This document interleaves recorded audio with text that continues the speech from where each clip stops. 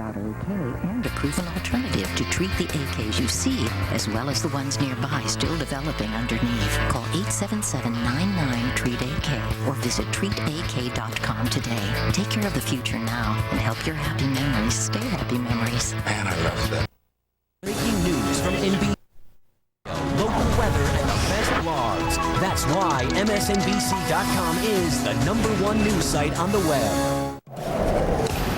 All across the Gulf Coast, the devastation left behind by Hurricane Katrina is now coming to light. New Orleans, battered and bruised, but appears to be spared the extensive flooding, which could have threatened the city's very existence. Biloxi, Mississippi took the brunt of the storm with flooding, high winds, and debris wreaking havoc on the area near the shoreline. It's a similar scene in Mobile, Alabama. An estimated foot-high storm surge has left whole blocks of the city underwater and an estimated 60,000 people there alone without power. Hello, it is 4 o'clock here on the East Coast. Welcome, I'm Chris Jancic. And I'm Contessa Brewer. Thank you for joining us on this Monday. You're watching continuing coverage of Hurricane Katrina here on MSNBC. We're going to begin this hour with an update from the Weather Center and the very latest on Hurricane Katrina's path. That storm continues to weaken, but still has powerful winds and driving rain. MSNBC Chief Meteorologist C. McLaughlin joins us now. Scene. Hi, Chris and Contessa, you're right. It's weakened now down to a Category 1, but remember, Katrina was a 1 when it passed over southern Florida. Late last week, it seems like a month ago, when it caused $2 billion worth of flooding. So we'll probably throw out the word minimal when we start to describe a Category 1 in the Saffir-Simpson scale. Remember, it came on shore as a Category 4. Now it's starting to weaken. You can see these radar imagery starting to turn into more green as opposed to bright red, orange, and yellow. However, if we go ahead and wipe away the clouds and show you those feeder bands right there, in throughout portions of the panhandle of Florida and now just roaring right into southern Georgia. These outer bands will contain very strong winds and a possibility of tornadoes forming later on this afternoon. 94 miles an hour sustained winds at the surface, still capable of doing damage. Gust to 115. Pressure has been rising throughout the morning. That's good news. That's a sign that the storm is starting to weaken and it's starting to speed up its forward motion, moving to the north.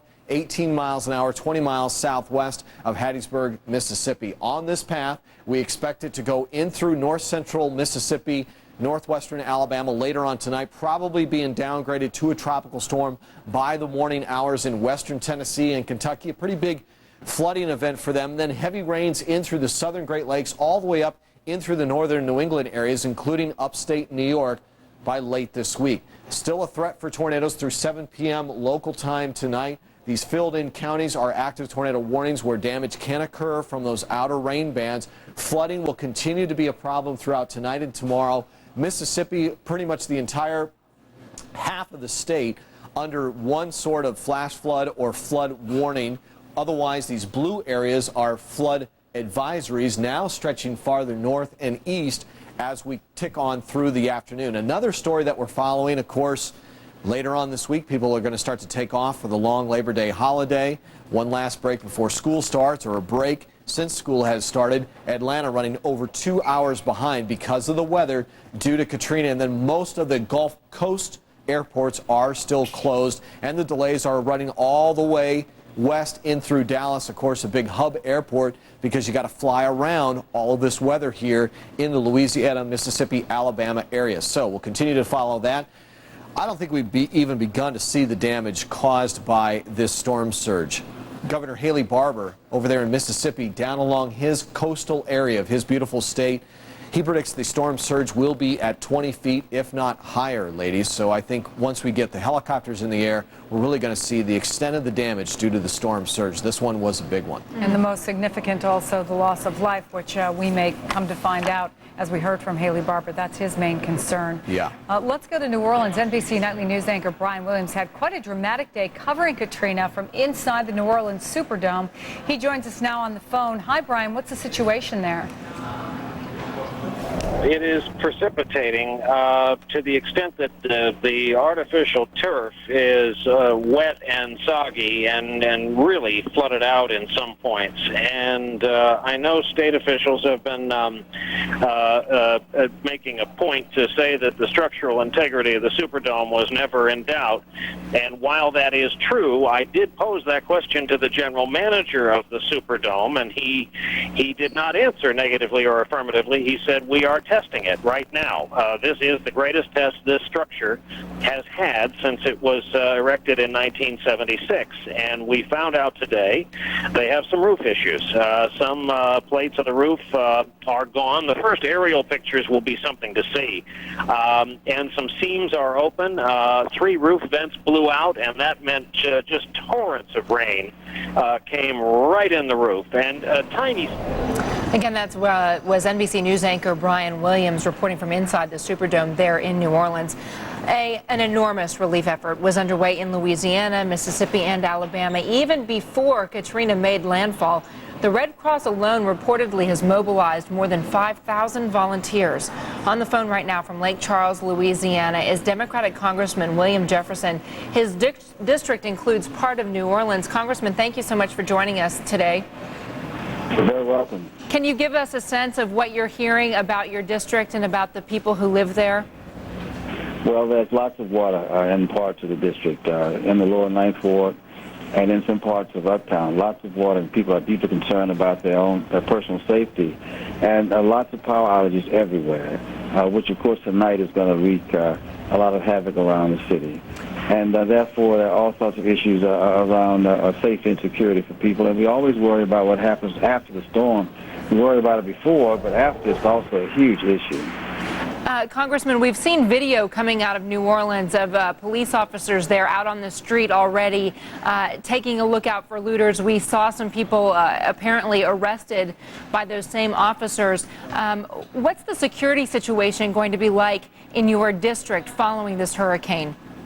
Well, I'm hoping that people will regard the property and security of other people down there. I mean, it's a tough time to have to worry about enforcing the law against folks who are going to try and break it into the private property of individuals who may have had to leave to secure their families.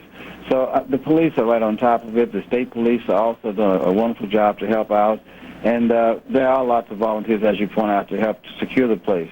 But we're going to be really concerned about the search and rescue for people, about our hospital capacity, about cleaning up the roads so we can get people at some point moving back toward town and getting energy power restored. I think these other things are going to be isolated incidences. And so the big issues are going to be the ones I just mentioned. Congressman, do you have the resources on hand then to deal with the amount of damage that we're just barely starting to see right now? Gee, well, we're going to have to pull resources from everywhere. I mean, the energy people right now are getting resources from every place they have, assets from all over the place, from Texas and from Arkansas and God knows where, to come down and help out. The National Guard services for surrounding states are also piling in to help out. And at the end of the day, we're going to have lots and lots of human resources to deal with this. And a well-coordinated effort, I believe, FEMA and from our governor and from all the federal resources. But it's going to be a while to clean up here and to restore matters to some semblance of what was normal before. I know that you have a large task lying before you, as well as all of the other leaders from Louisiana. So, Congressman William Jefferson, I really appreciate you spending some time with us this afternoon. You're very welcome. Thank you very much. White House officials say President Bush has been kept up to date throughout this day as Katrina stormed ashore. We'll have more on that as we take another look at the hurricane's fury from earlier this morning. You're watching MSNBC. Stay with us. MSNBC tonight. Their homes in ruins, their neighborhoods destroyed. How will they ever rebuild their shattered lives? They've survived one of the most powerful storms to ever hit the U.S. Now, they're telling their emotional stories of heartbreak and heroism to Rita Cosby. Rita Cosby live and direct. MSNBC tonight at 9. With Sprint, people are experiencing BMW in a whole new way. Using wireless kiosks powered by Sprint, customers can build their own all-new 3 Series and ask for a test drive. Because the more new people BMW reaches, the more BMWs wind up on the road. With Sprint, BMW is accessible, interactive, beautiful. Learn more at sprint.com. In the 21st century, you expect more. So we created Ameritrade Apex, our dedicated program for active traders that offers free, powerful trading tools, Apex exclusive events and webcasts, and no service fees. All for just $10.99 per internet equity trade. It's the 21st century. Trade like it. Open an account today and for a limited time get a free BlackBerry. Qualify for Apex and get 10 free trades. Get home delivery of the New York Times, now in more U.S. locations than ever before. It tells me in depth what I want to know. Even if you don't live in New York, I think it's great to get the New York Times. Get home delivery of the New York Times at 50% off. Call 1-800-988-6400. It gives you the national perspective. They're worldwide, really. Science Times, Arts and Leisure. Sports, I clip articles, I clip recipes. It's just a useful tool. Make your day richer with the New York Times. Get home delivery at 50% off for 12 weeks, as low as $2.40 a week. The New York Times really tries to get at the truth. I respect the Times. It's aerobics for the brain. It's sort of the how-to, when-to, where-to. I started reading the New York Times when I was 7 years old. It's part of my family tradition. It's concise, it's evocative. It makes me feel like I'm in the know. Get home delivery at 50% off, as low as $2.40 a week. I feel like there's a broader scope. It's fun to read. It helps keep me inspired. Now get home delivery in even more U.S. locations. Call 1-800-988-6400 for the New York Times at 50% off. There's the Times and there's everything else. Hi, I'm Nancy Grace from CNN's Headline News with a safety tip. Park the car in well-lit areas. Have keys ready, cell phone on. Be alert. Please don't be the next crime victim. Nancy Grace signing off. Thank you, friend. Get yours in Vancouver. Be safe. Get your Nissan service before you travel this summer at Alan Webb's Metro Nissan on the giant Vancouver Auto Mall next to Saturn of Vancouver. Call Metro and get it done now. Test drive a new Nissan while you're there. Wake up with HSN's eye-opening morning show, Sunrise. Join us weekdays from 7 a.m. to 9 a.m. Eastern Time. We squeeze the best of an entire day of HSN shopping into one fast-paced and fun show. See what's new, see what's hot, and get your daily dose of Sunrise every morning on HSN.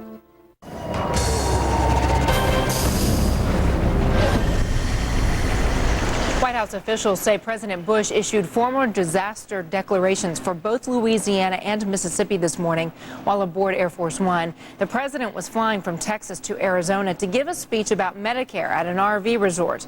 During that event, he referred to those Americans hard hit by Katrina. I know my fellow citizens here in Arizona and across the country are saying our prayers for those affected by the Hurricane Katrina.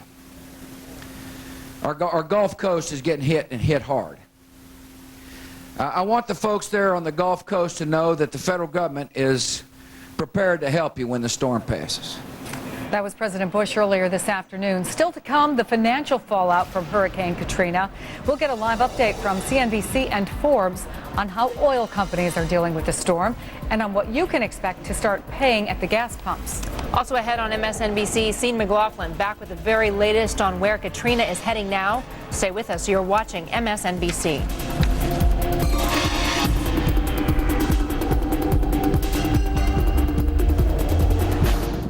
MSNBC Tonight on Scarborough Country. Joe Scarborough knows firsthand what it takes to recover from a devastating hurricane. There's one of the gusts! Now, he takes his real-world experience right to the people in the wake of Hurricane Katrina. Scarborough Country. MSNBC Tonight at 10.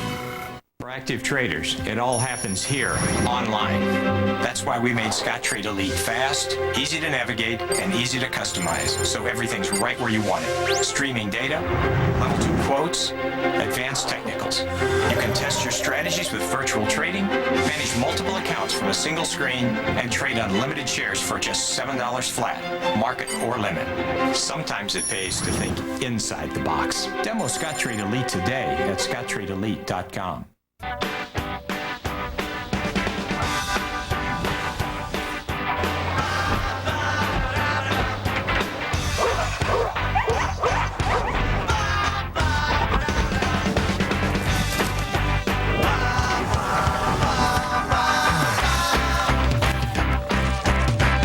The HP Blade System server powered by Intel Xeon processors. Consolidation made easy.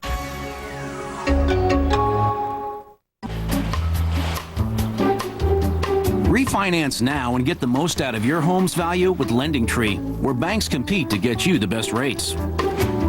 One simple form gets you up to 4 customized offers you can compare and act on instantly. At LendingTree, banks compete for your business, even if your credit is less than perfect. And with 9 of America's top 10 financial institutions in our network, we've already helped over 16 million people. Our patented filtering technology means you won't just get offers, but customized loan offers from lenders that meet your specific needs. Hey, what's going on? Refinancing our mortgage, like we talked about. Now? One simple form, 4 customized offers. Refinance now and you can save up to $200 a month. Go online or call now at 1-800-831-4958. When banks compete, you win at LendingTree.com. Quarter past the hour. Welcome back to MSNBC's continuing coverage of Hurricane Katrina. That storm now downgraded to a Category 1 storm. But a massive amount of damage has already been done, and Katrina remains a strong and dangerous weather system. Monster winds and driving rains left hundreds of thousands without power and seeking shelter in both Louisiana, Mississippi, and also Alabama. The Gulf Coast isn't alone feeling the fury of Katrina. Oil and gas markets have been buffeted as well. This storm is making a big economic impact. For more on that angle, we bring in CNBC's Dylan Radigan. Hello, Dylan. Yes, the report's already starting to come in on rigs that are either fully lost to the storm or damaged. Same goes for refineries. CNBC senior correspondent Scott Cohn is in New Iberia, Louisiana, with the latest. Scott. Dylan, we're just getting word that some of the oil companies have apparently gotten some fixed-wing aircraft up off the ground and now out to look and survey what damage there is to their rigs in the Gulf. That is key as they try and get this production back up and running.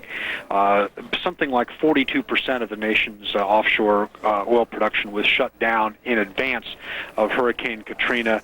I am at the headquarters of Air Logistics, which is one of the companies that ferries workers back and forth to the offshore rigs, and they have had people just itching to get on helicopters to get people out there to assess the damage and to hopefully get these rigs back up and running. But even now, several hours after the hurricane made landfall, the winds out in the Gulf are still upwards, gusting up to around 60 miles an hour. So it is a little bit dicey business. We're also looking at the refinery issues and also a key port, Port Fourchon, directly south of New Orleans, and the Louisiana offshore oil port, which is in the same area, which has already said that there may be some trouble getting crude oil up to the Midwest for refining there. Dylan. Scott, Transocean Offshore, which is a company that specializes in the operation of the very oil rigs that we've been talking about that are so important to getting oil out of the Gulf of Mexico, is reporting that they may indeed have lost at least 1, maybe 2 of their rigs. Can you give us any sensibility as to how much consequence a rig loss implies to a company and a threshold at which it becomes truly problematic for oil output? Well, it depends on what exactly is lost. If it's a drilling rig that's exploring for oil, that's not such a big deal in terms of output. If it's a platform which is actually producing oil, getting oil out of the ground, that's a whole other issue. So we're still trying to figure out exactly what is damaged. There have been reports of rigs that have been taken off their moorings, some that are floating freely in the Gulf right now. Obviously, all of this unconfirmed as we try and get aircraft out there to see what's going on.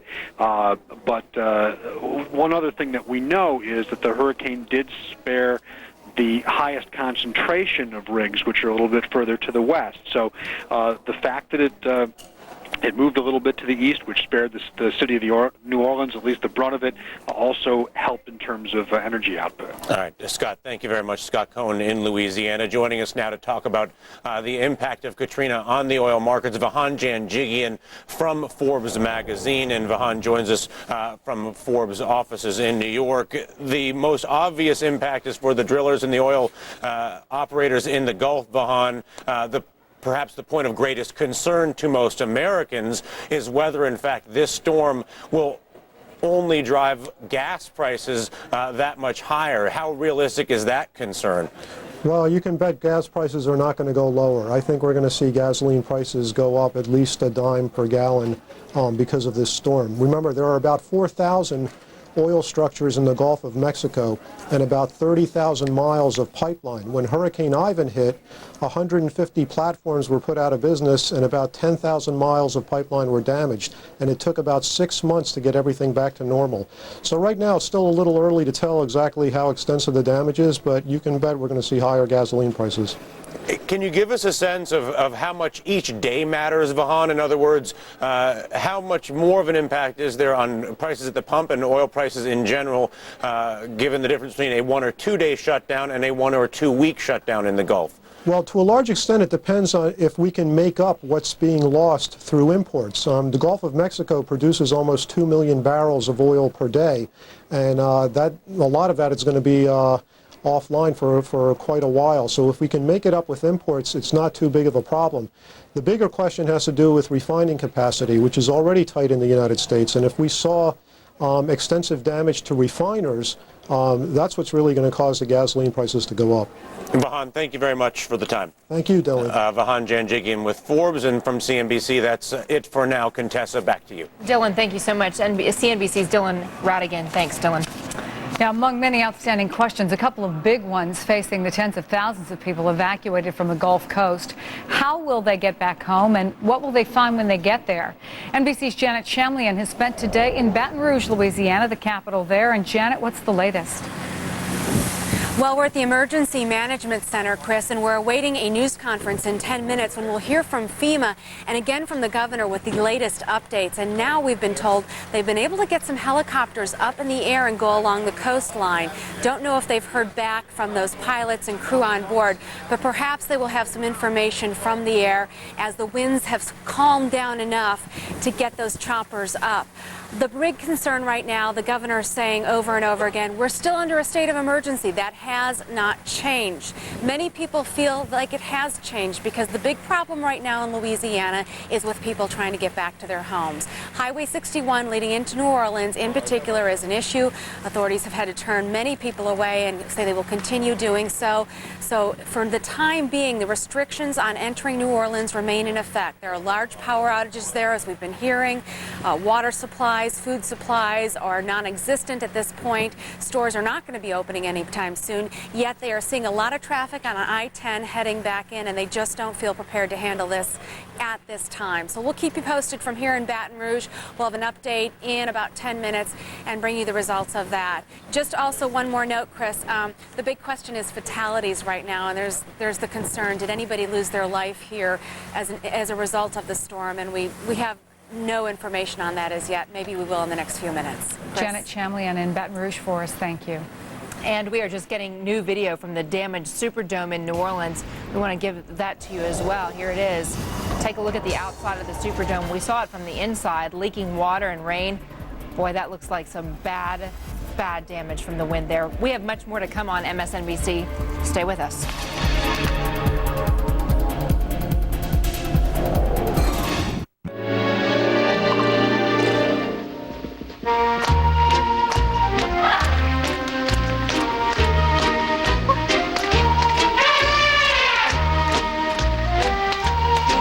Water that's more pure. Jet engines, trains, and power plants that run dramatically cleaner. At GE, we're using what we call eco-imagination to create technology that's right in step with nature.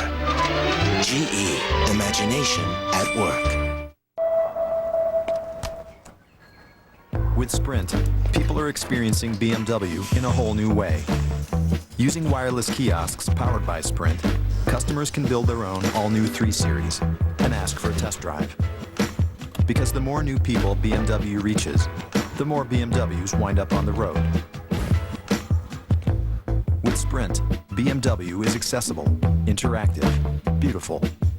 Learn more at sprint.com.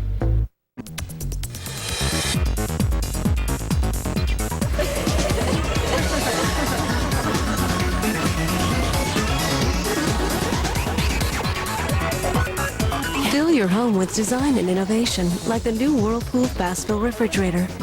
Designed to fill any size container with filtered chilled water twice as fast. At Best Buy, we have the appliances you want.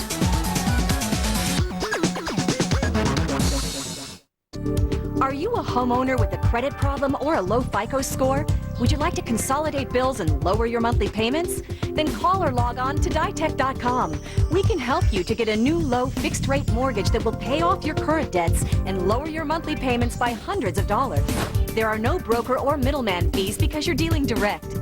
If approved, you can get the credit and cash you need right now. Log on to ditech.com or call 1-800-80-DITECH. It's all about the O, and the O is all about the codes. Sometimes it's all about the outdoors. It's all about the office. It's all about the home and books, music, and videos. Then again, on occasion, it's all about the gold. Save on thousands of products at Overstock.com. It's all about the O. All day long, people have been sharing their eyewitness accounts and images of Hurricane Katrina over the internet. Let's bring in MSNBC producer Tony Masilius. Tony, what have you been finding on the web? Well, Chris, there are some truly compelling accounts out there on the internet today. I want to get right to them. Starting out first at NOLA.com, which is a website for information about New Orleans. Today, they're maintaining a live blog complete with some really dramatic accounts from eyewitnesses. Flooding in the French Quarter is being reported. One person listening to a police scanner says there have been many calls to 911 to report that people are trapped in flooded homes. Next, let's go to the website Hurricane Track. That blog's editor, Mark Sudduth, has been live blogging from Gulfport, Mississippi. He reports that the storm is a lot like Hurricane Dennis, which, Chris, as you know, pounded that area just last season. His team was outside observing until the wind speed topped 101 miles per hour, and then, of course, at that point, they sought some shelter. Next, let me take you to the website called Flickr. This is an online photo sharing community. People in the areas where Katrina is striking are posting photos already. Let's take a look at this one. This is from downtown New Orleans. A resident captured this image of cars literally crushed from bricks that fell off a building facade. That's just how strong the wind was there. And finally, on our own website, MSNBC.com, we've been receiving photos from viewers in that area. Here's one from this weekend. This is a bride-to-be, if we have that photo.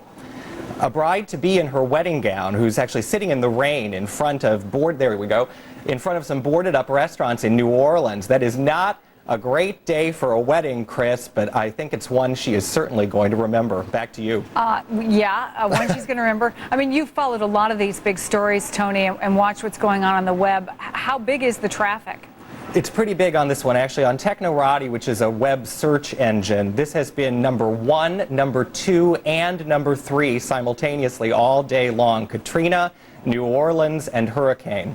Unbelievable. Well, Tony, thanks for sharing some of that. And remember, if all you folks at home are able to safely send us stories or pictures, we'd like you to do it. We really do want to see them.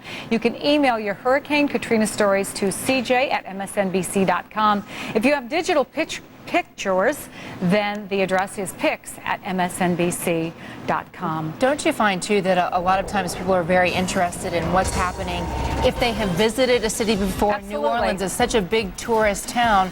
So many of us have been there before that to picture the French Quarter underwater. Yeah, and all along the Gulf Coast, frankly. I mean, places like Biloxi, people go. So we're going to continue to bring that to you. But up ahead, the latest on those widespread power outages caused by Hurricane Katrina.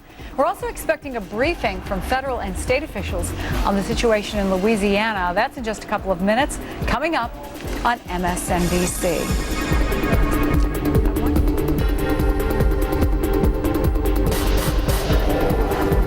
Tonight, they've survived one of the most powerful storms to ever hit the U.S. Now they're telling their emotional stories to Rita Cosby, live and direct. MSNBC tonight at 9.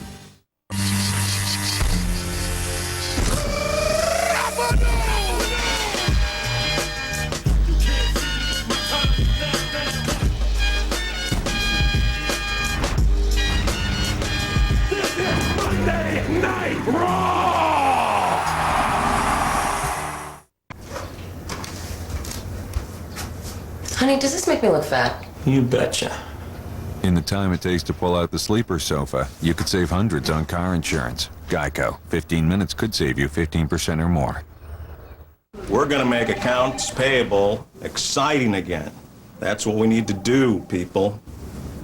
In the time it takes to clean out your desk, you could save hundreds on car insurance. Geico. 15 minutes could save you 15% or more. Notice the delicious bowl of Quaker oatmeal. Presto changeo, oatmeal squareo. Quaker breakfast squares. It's oatmeal to go.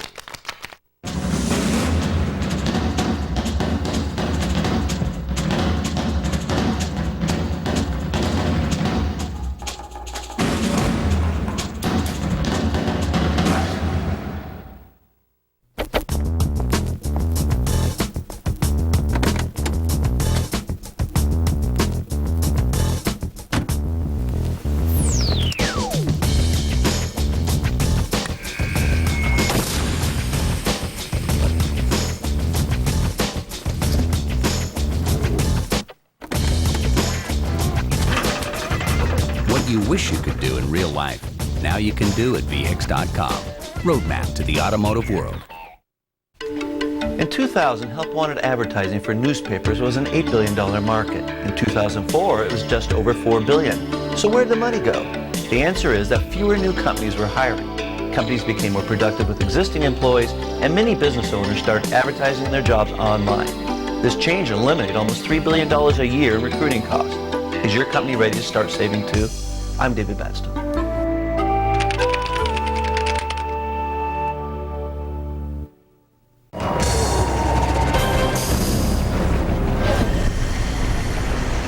It is 1:30. I'm Chris Jansing, and this is MSNBC's continuing coverage of Hurricane Katrina. I'm Contessa Brewer. Thank you for joining us this Monday afternoon. Hurricane Katrina, the storm, has been downgraded since slamming ashore as a powerful 4. She's now a Category 1 storm. New Orleans was spared that feared worst-case scenario, but that Crescent City was still battered badly, and that's just based on preliminary reports. Katrina passed just east of the city and then plowed inland. That's a look at the roof of the Superdome.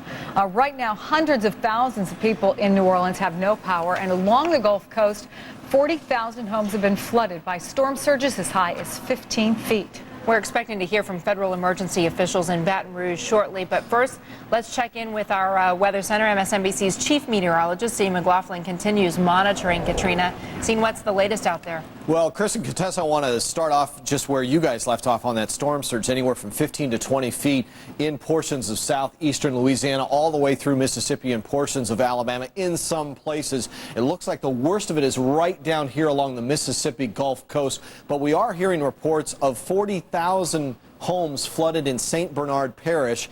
Of course, that's a preliminary report, and sheriff's deputies are trying to get out in that parish and try to assess the damage. We do know that at landfall, before these gauges actually went down, some of these reporting stations haven't reported since about 8 o'clock this morning, our time. But peak wind gust, Grand Isle, Louisiana, 114, Pascagoula, 113, New Orleans, 96 miles an hour at the Belle Chase Naval Air Station, Biloxi at 90, Mobile, Alabama at 84, but I guarantee you it was higher once those gauges failed in the middle of this Category 4 storm. You can see now the radar really picking up a lot of green, a lot of rain, heavy, steady rain in throughout portions of north central Mississippi, north central Alabama. These feeder bands, once again, the problem with tornadoes right up in there throughout western Georgia. There's a very strong area of convection, as well as all the way down in through portions of southeastern Alabama. So we'll be on the lookout for tornadoes as well throughout the evening. 94 miles an hour brings it down to a Category 1, gusts at 115. This is still a storm. That can do damage. Moving to the north at 18, about 20 miles southwest of Hattiesburg. But this report is about 2 hours old, so we expect it to be a lot closer on this path. It will take it up north through Mississippi later on tonight, probably be downgraded either later on this afternoon or this evening or tomorrow morning to a tropical storm with winds less than 35 miles an hour or down through 35 miles an hour, and then it goes to a depression and then just remnants, a rain event for the folks up in the Great Lakes. Here's tornado watch boxes. Here's another update now, a second watch box added for the entire state of Alabama. Then you just saw that county just fill right in. That's an active tornado warning right along those feeder bands that I was telling you about in western Georgia and eastern Alabama. All of these blue areas in here, counties that are undergoing a flood watch, and the green areas, ongoing flooding at this hour throughout portions of southern Mississippi. Most of the Gulf Coast airports are closed, but if you are trying to transfer in and out of Atlanta, transfer in and out of Dallas, Fort Worth, two very big hub airports, good luck. Call your major airline because they are well behind schedule. But again, storm surge will probably be the story. Chris and Contessa from Mississippi especially. We'll wait and see when we get the video from the air. You know, Sean, we were just talking a little bit about the temperature. So many people have lost power down there, and they're going to be spending the night now wherever they are, whether it's in shelters or whatever. They're going to be spending the night in very sticky situation. Any idea what the temperatures might be? Well, we were expecting a high today down in New Orleans at 85 degrees, but then you add in the humidity, and it feels like in the mid to lower 90s. Now you add in being inside a Superdome with all of that water inside, down on the carpet. It's damp, it's moist, it's muggy, it's sticky, miserable conditions down there in the Crescent City and all throughout this Gulf Coast region, because if you don't have power, you don't have fans, you don't have air conditioning, it's going to be miserable throughout most of the day. But most of our gauges are still down from this morning's landfall from that Category 4 Hurricane Katrina. Okay, Steve McLaughlin, thank you so much for the update. We appreciate it. In the port city of Mobile, Alabama, residents have been keeping watch as tornado warnings have been posted there. NBC's Kristen Dahlgren has been assessing the storm damage in that city, and she's on the phone for us now. Kristen, give us a sense of what you've been able to see there. Chris, we are still seeing the winds howling here. I don't know if you can hear this banging here. That is a sign, actually, that is loose on its bolts and is banging against its metal pole. So things still very serious here. And as strong as the winds still are, flooding is still the real concern for Mobile. You've been seeing the pictures throughout the day of where Mobile Bay came up over some of the seawalls and flooded into downtown Mobile. Now, the flooding isn't quite as bad as a lot of people had predicted. It hasn't made it to the center of town like they were saying it might, but it is still very bad in the downtown area. Up to stoplights in areas, parts of I-10 are covered over. So that is going to make it difficult for anyone wanting to come back into the city or people trying to get home to other places, because the roads still, a lot of places, aren't passable here. Power also out now. Part of Mobile. I'm not seeing any lights on in the area where I am, so that's another thing that people are going to have to deal with here over the next few days as they begin the cleanup process and assess some of the damage around here. Chris? We've talked a lot about the fact that there's a sort of this shelter of last resort in the Superdome in New Orleans. Is there a similar facility in Mobile? Are there shelters there, or did they try to get everybody out of town? They tried to get everybody out of town. Like New Orleans is, this is a low-lying area. The good thing about Mobile, the lucky thing, is that not a lot of people live here. It's different than New Orleans in that aspect, that it's a lot of businesses downtown, not necessarily a lot of residences. So they didn't have to set up a shelter here in town. It's mostly people in the outlying areas that continued on north or to the east where the storm was a little bit safer. Kristen Dahlgren on the phone for us from Mobile, Alabama. Thank you. Houma, Louisiana was one of those areas that narrowly escaped the worst of Katrina. That's where NBC's Don Teague spent today. He filed this report just a short time ago. This is a population of about 30,000 in this area. We're about 50 miles south and west of New Orleans, and obviously with the path that Hurricane Katrina took, we didn't take the full brunt of this storm. It passed off to our east, which is what you want as a community, to be on the west side, and they were here. So what we saw was heavy wind and torrential rain, the things you expect with a hurricane, but what we didn't see is devastating damage. We saw widespread damage. There are trees down all across this community. There are power lines down. Indeed, the power is off for most of the people here. There are some roofs that have been blown off. The roof of the hotel we were supposed to stay in last night. In fact, most of us checked our stuff in and left the hotel to move to this location. That roof came off. The rooms got wet, but no deaths directly related to the storm reported here, and no devastating damage as far as, communities or neighborhoods that have just been wiped clean. Nothing like that here, and that was their fear because, of course, we saw what was coming for the last 24 hours, and they're perched down here just a few miles off the Gulf, and they're basically at sea level here, so it's good news for Houma, Louisiana. And that was Don Teague a little while ago. Now to another area of the Gulf Coast where the effect of Katrina is going to be felt not just there, but nationwide. The price of oil reached more than $70 a barrel today as Hurricane Katrina tore through the Gulf of Mexico, where roughly 25% of our nation's oil is pumped and shipped through Louisiana. Oil companies prepared for the destruction of Katrina, but what comes next in the recovery phase? Joining us with some insight on how the oil industry will react is Rayola Duher. Rayola is the manager of energy market issues from the American Petroleum Institute and Oil Industry Trade Group. She joins us on the phone from Washington. Thanks very much for being with us. Oh, thank you for calling. Is it too early to get an assessment of what's going on out in the Gulf? It really is. We need some time to assess the full impact of the storm, and that will take at least the next few days to have those reports back. They have to do flyovers first and make sure that the platforms are safe before they return any personnel to do any assessment of what's going on.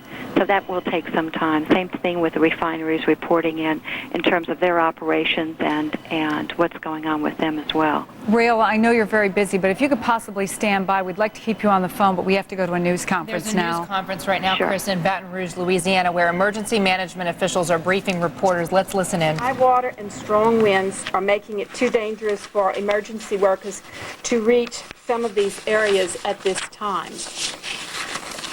Katrina is by no means over.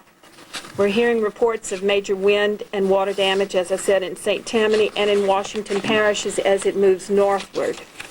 Wherever you live, it is still too dangerous for people to return home.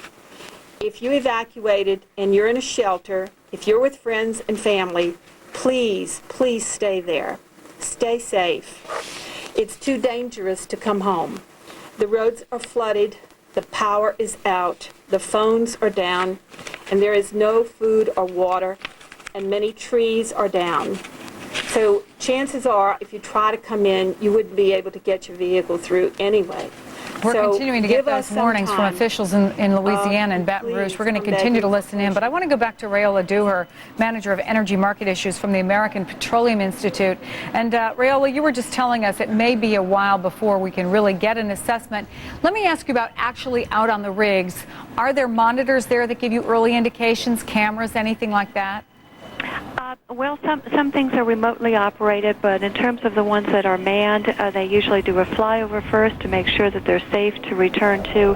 So that has to happen. The hurricane has to pass through, and then they get the staff back up and try to restart from there and assess the damage on the platform. So it does generally take a little bit of time to do this assessment, and it trickles in, and they do report outages to the MMS service, and they keep track of it, and they post this each day on their website, so that's a help to all of us. What do we know about what kinds of conditions the rigs are built to withstand, Rayola? Oh, they really are built to withstand up to 145 mile per hour winds, but of course, you know, there's always surprises in these storms. Last year with Ivan, we had a rogue wave over 100 feet high. They are designed for 50-foot waves or more, and also they are designed to withstand these hurricanes. But nonetheless, you know, sometimes we will see some of the platforms go down, or some of the underwater pipelines. For example, last year we had a 30-foot mudslide from the Mississippi onto some pipes, and that cut outages. So we'll just have to see what happens with this storm as we move forward. So what's your best estimate overall? When do you think you'll be able to have a full assessment? Well, it won't be full, but within the next couple of days we'll know a lot more than we know today in terms of especially the refineries, and we'll have a better idea of operations down there. Of course, they can't get up and running unless they have electricity, for example, and we'll hear reports from them whether or not they had storm damage or whether they're having problems getting their crude into the refinery. So we'll have a better idea within the next day or two what's going on, especially with the refineries. Rayola Duher from the American Petroleum Institute, thanks so much for being with us, and good luck to your crews as they go out and do that work. Thank you very much. Katrina has left a trail of destruction across the Gulf. Hundreds of thousands of homes and businesses that did survive have no power. Coming up, we'll find out from a power company just how many folks are affected, how long it might take to fix all of that. But first, let's take a look at the closing numbers from Wall Street. The Dow Jones up 65, almost 66 points today. The S&P and NASDAQ in positive territory as well. We'll be right back. Closing Bell Report is brought to you by Sprint. Sprint helps FTDs seamlessly move flowers around the world. And the PGA of America wirelessly connect people to their offices. And HP save millions by increasing productivity. Sprint helps 95% of the Fortune 1000 on its own wireless and wireline networks. With Sprint, business is beautiful. Learn more at sprint.com.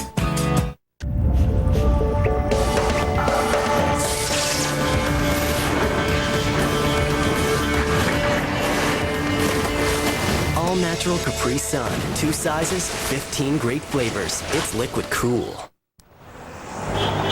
It's time for the lending industry to change. That's why eLoan has consultants who don't make money based on the rate of the loan and has no lender fees. Those are some of the revolutionary ways we're changing the lending industry. eLoan. Radically simple.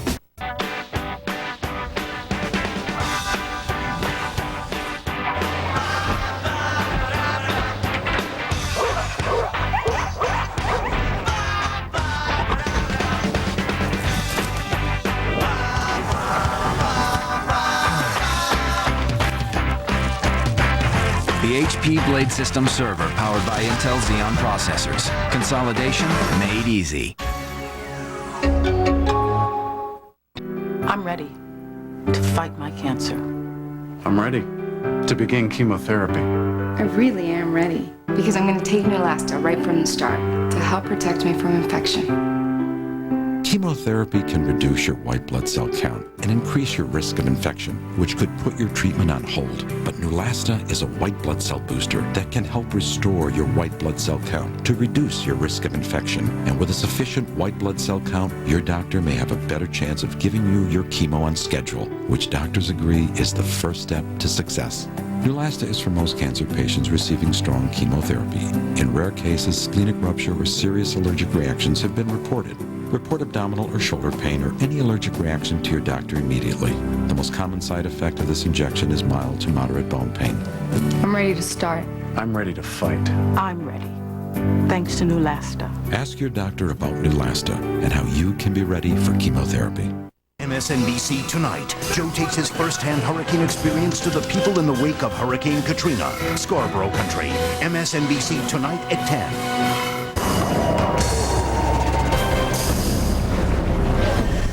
Federal and state officials in Louisiana have been updating reporters on the aftermath of Hurricane Katrina. NBC's Tom Costello has been monitoring it from the Federal Emergency Management Agency headquarters in Washington, D.C., and joins us now with an update. Tom, what are you hearing? We're going to come back to Tom. He is still working on that story. That news conference still ongoing. In the meantime, as the Gulf Coast begins to assess the damage from the hurricane, power outages are a top concern, and they will be for days, if not weeks. Joining us now by phone from Baton Rouge is Renee Conley, President and CEO of Entergy Louisiana. Entergy provides power to about 2.2 million customers in the Gulf region. Renee, thanks for joining us. What's your latest assessment? Well, we continue to assess the area as the storm continues to move through. So at this particular point, it is definitely the most destruction we've ever seen on our system. We have about 939,000 customers without power. That's about 92% of our customers here in the area in Louisiana, Mississippi. If you compare that to Cindy, which just came through earlier this year, that was the record outages that we've had before then, and that had 270,000 customers out. So that just gives you some indication of the magnitude. So you're looking at 3 times more than you've ever had before. Now, obviously, you knew that this was coming, but you have a certain amount of manpower, and then you have to count on outside help. Tell us what it looks like in terms of the manpower that you do have to get out there, start assessing the situation, and getting people back online. Yeah, right now we have about 4,000 line workers that have been committed to us to help us in restoration, and we'll be working to try to bring in more. We continue to remain in contact with a lot of other utilities that help each other out during these types of situations. We have another unusual situation with this storm in the fact that Florida has been recently hit, as you all know, and had extensive damage there. So they have a lot of the workers that would normally be available to us that are helping them repair their damage, and then they'd be releasing them to us as soon as they get finished there. So that will probably be later this week. And what do you do in terms of the folks who are working for you? I know, for example, at the National Hurricane Center, they were limiting the shifts because the kind of work that certainly people who are working on power lines do is potentially very dangerous. You don't want people out there who are completely exhausted. So how will you schedule them? That's exactly right. Our number one focus is always the safety of our employees and those that help us through these restorations. So we have guidelines as to how many hours they're able to work and making sure that they get enough time resting. And we track that with all of the workers and make sure that they follow those guidelines. They're starting to look at when can they start sending teams out to do the preliminary assessments. You send out people that go out and assess the damage first to figure out where do we need to send people in. But as I'm sitting here looking out the window, I'm in Baton Rouge, Louisiana, as we speak, but the winds continue to come through at gusting still pretty heavily. So it's difficult even to assess the damage at this point. Renee Conley with Entergy in Louisiana and also customers in Mississippi. Good luck to you. Thanks so much for taking the time. Thank you. As Chris mentioned a few minutes ago, federal and state officials in Louisiana have been updating reporters on the aftermath of the Hurricane Katrina. NBC's Tom Costello has been monitoring all of that from the Federal Emergency Management Agency headquarters in Washington, D.C. Tom, good afternoon. What are you hearing? Well, they've got a real mess down there. No surprise. They have now got tens of thousands of people who are without power and tens of thousands of people who are now in flooded zones, their homes flooded. We have just now heard from Mike Brown, the FEMA director, saying that the president has advised him that he will be declaring a presidential disaster area in Louisiana, Mississippi, and also Alabama. That will free up that FEMA money, which is already, it's already been in motion, if you will. FEMA has been in place and ready to move and has been moving, and now this is formalizing the process and allowing that money and all the infrastructure help to move into the damaged areas. The FEMA money is available for emergency work done in the first 120 days of a disaster. It is used to cover everything from overtime, payrolls, equipment, material, etc., etc. As for individuals who may have a FEMA assistance request, here's how it works.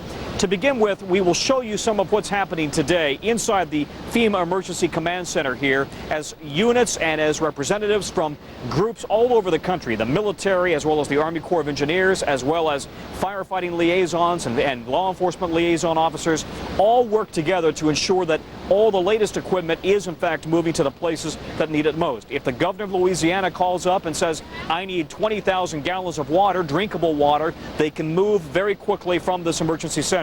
But if you have an individual claim, if you need FEMA assistance, here's how it works. You dial 1-800-621-3362, or you go online, you input your social security number, you say where you live, give directions, and then that will start the ball rolling for an assessor to come out to your house or to your location, your business, whatever, and determine exactly what the damage is. If they determine that in fact you are eligible, the FEMA assistance is as follows: cash or grants up to $26,200 per individual or household, allowing for housing assistance, lodging reimbursement, rental assistance, home repair or replacement value if the need be. Of course, this is all in conjunction to some extent with your own insurance, as well as medical and even funeral assistance. Now, for those who own farms, there is assistance through the Farm Service Agency, which is part of the SBA, offering low-interest loans to farmers or business owners as well. Now, some interesting information about how important the Louisiana-New Orleans port area is. In fact,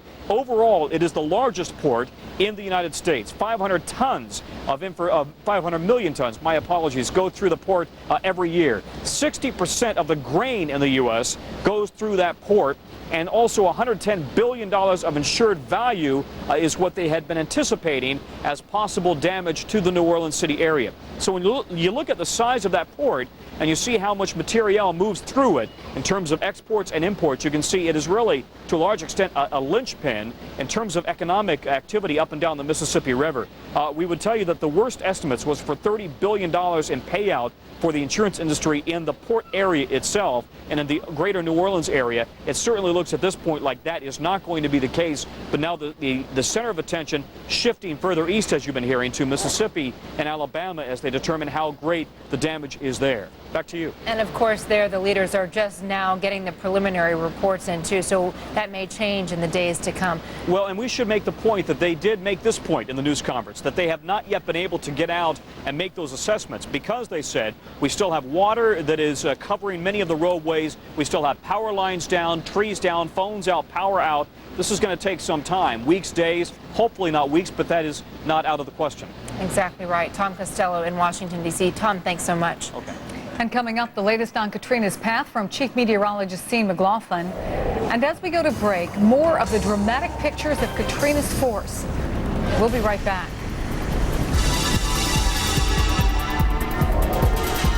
Join Ron Reagan and Monica Crowley on the one new show with this many ways for your voice to be heard. Connected coast to coast. Next on MSNBC. Are you hungry? My name is Leroy and I work for Post Cereal. My favorite cereal is Honey Bunches of Oats. Honey Bunches of Oats. Every spoonful is a little different. Bit of honey in there, it's a perfect balance. It's like a mouthful of joy. They got 3 kinds of flavor. Different textures, different shapes. Crunchy clusters. Honey Bunches of Oats taste brand new every time you have it. The clusters are more of a crunch, where the flakes are more of a crisp. It's the cereal you'd make if you made cereal. Honey Bunches of Oats cereal bars. It's like Honey Bunches of Oats to go. No spoons required. We're making better choices every day to keep our cholesterol and blood pressure healthy. Like choosing to eat more fish and less red meat. And now we're choosing a new multivitamin, One-A-Day Cholesterol Plus. Introducing new One-A-Day Cholesterol Plus, the only complete multivitamin with polycosanol and heart-supporting nutrients to help maintain healthy cholesterol and blood pressure. For us, there's no better choice. New One-A-Day Cholesterol Plus.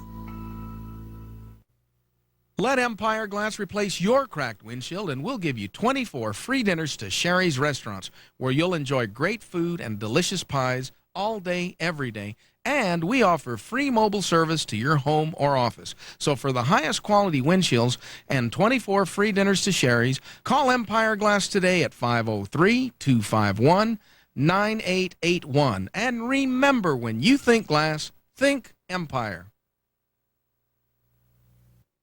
I'm not what you would call a do-it-yourselfer. Like that time with my new HD TV. Thankfully, to get high-def programming from Comcast, I didn't have to install anything myself. One call and they did the rest. Now I get all these great HD channels, HD TV on demand, even an HD DVR, all without buying any expensive equipment. They really saved me from myself. That's HD made easy. Comcast. Get an exclusive rebate from Comcast when you buy a Panasonic HD TV from Comcast.Panasonic.com. With the right financial advisor, answer the question, what if? What if I retire at 58? At 62. We both retire. At the same time. What if we help the kids buy their first house? Make a big gift to our alma mater. Want to live 6 months a year in London? Spend the winter in Palm Beach. What if we buy an antique store? What if I want to adjust my plans a year from now? Introducing Envision from Wachovia Securities, a new way of working with our financial advisors that starts with your life and plans your money around it. Talk to us. Coming up at the top of the hour, our continuing coverage of Hurricane Katrina, one of the strongest storms ever to hit the United States. Stay with us. We're back with more, including the latest on the damage, power outages, and where Katrina's headed next. Coming your way on MSNBC.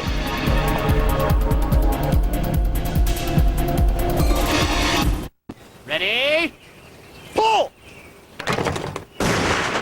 No more credit card debt. Want to get rid of your credit card debt? Get a $49 flat fee second mortgage from Ditech.com. Call 1-800-71-FIX.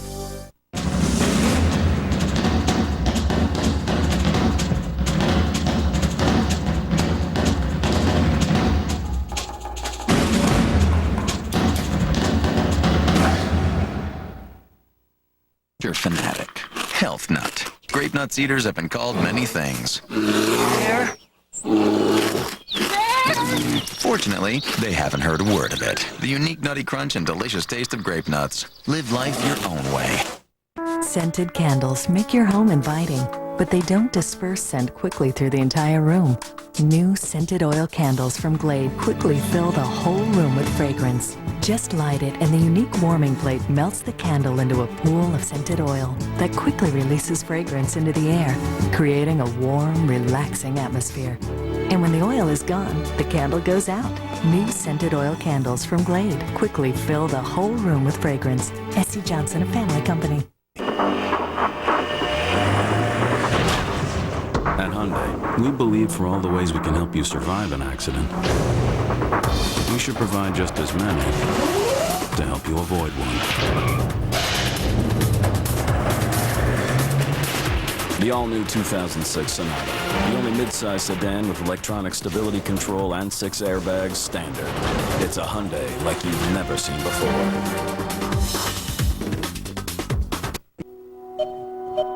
You buy ginger ale at Walmart's everyday low prices.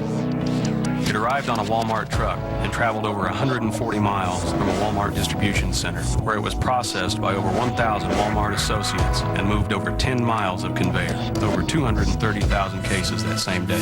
Why send ginger ale through one of the most efficient distribution systems ever conceived? To keep prices low for you, and we're all proud to be a part of it. You've already achieved the American dream, but are there any more dreams in the family? Then call or log on to ditech.com. The lender fee is just $395. ditech.com. We give credit to your dreams. Katrina leaves her mark on the Big Easy, flooding streets, tearing off roofs, and scattering bricks like a war zone. Came in on Mississippi like a ton of bricks. It's a terrible storm. Whether it'll turn out to be worse than Camille, Lord, I hope not. The winds are dying down, but flooding is far from over, and it brings with it a problem that will linger long after the storm has passed.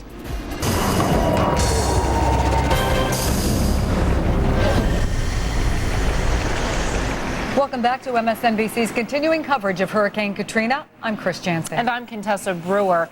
Hurricane Katrina made landfall in Louisiana. It spared New Orleans a direct hit, but New Orleans, a city that at points lies 20 feet below sea level, could not escape Katrina's wrath.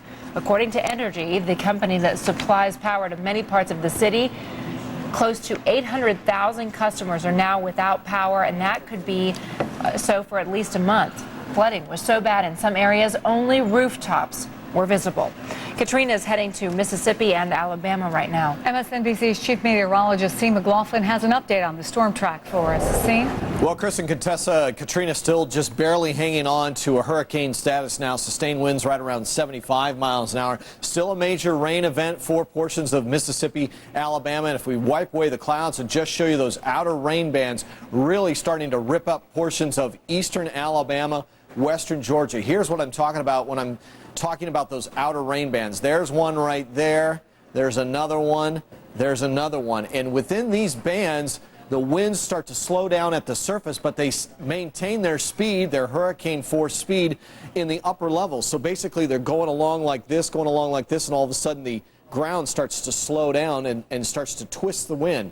So that's when we start to get some very strong tornadoes pop up along those lines. We'll show you that in a second. 75 miles an hour right now, sustained winds, so it only have to drop 2 miles an hour to go to tropical storm status. Gusts 92 miles an hour. Pressure has been rising all day long. This is a good sign. This is a sign that Katrina is weakening steadily, moving to the north at 18 miles an hour, and the forward speed is starting to increase. That means by later on tonight, probably drop down to tropical storm status and then tropical depression later on tomorrow in through western Kentucky, Tennessee. And it looks like the rain path or the remnants of Katrina will go a little bit farther north rather than east. So it looks like it's going to be a central and northern Great Lakes rain event. Take a look at those tornado watches in effect through most of the afternoon into the early evening hours.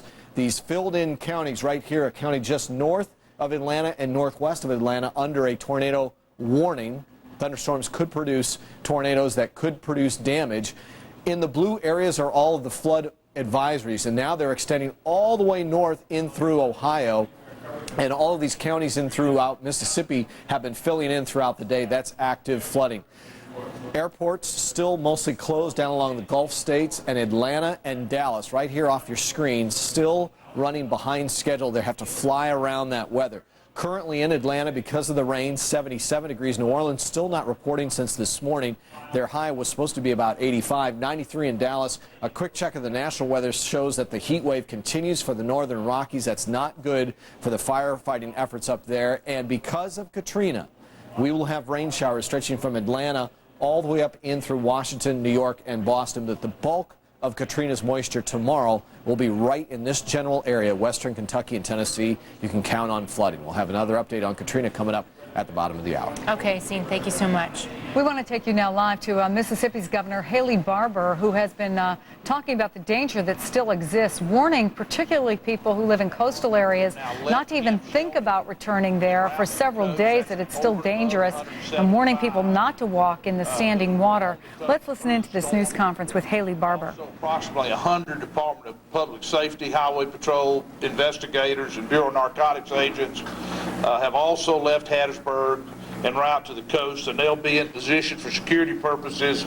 search and rescue purposes, and any other needs before dark.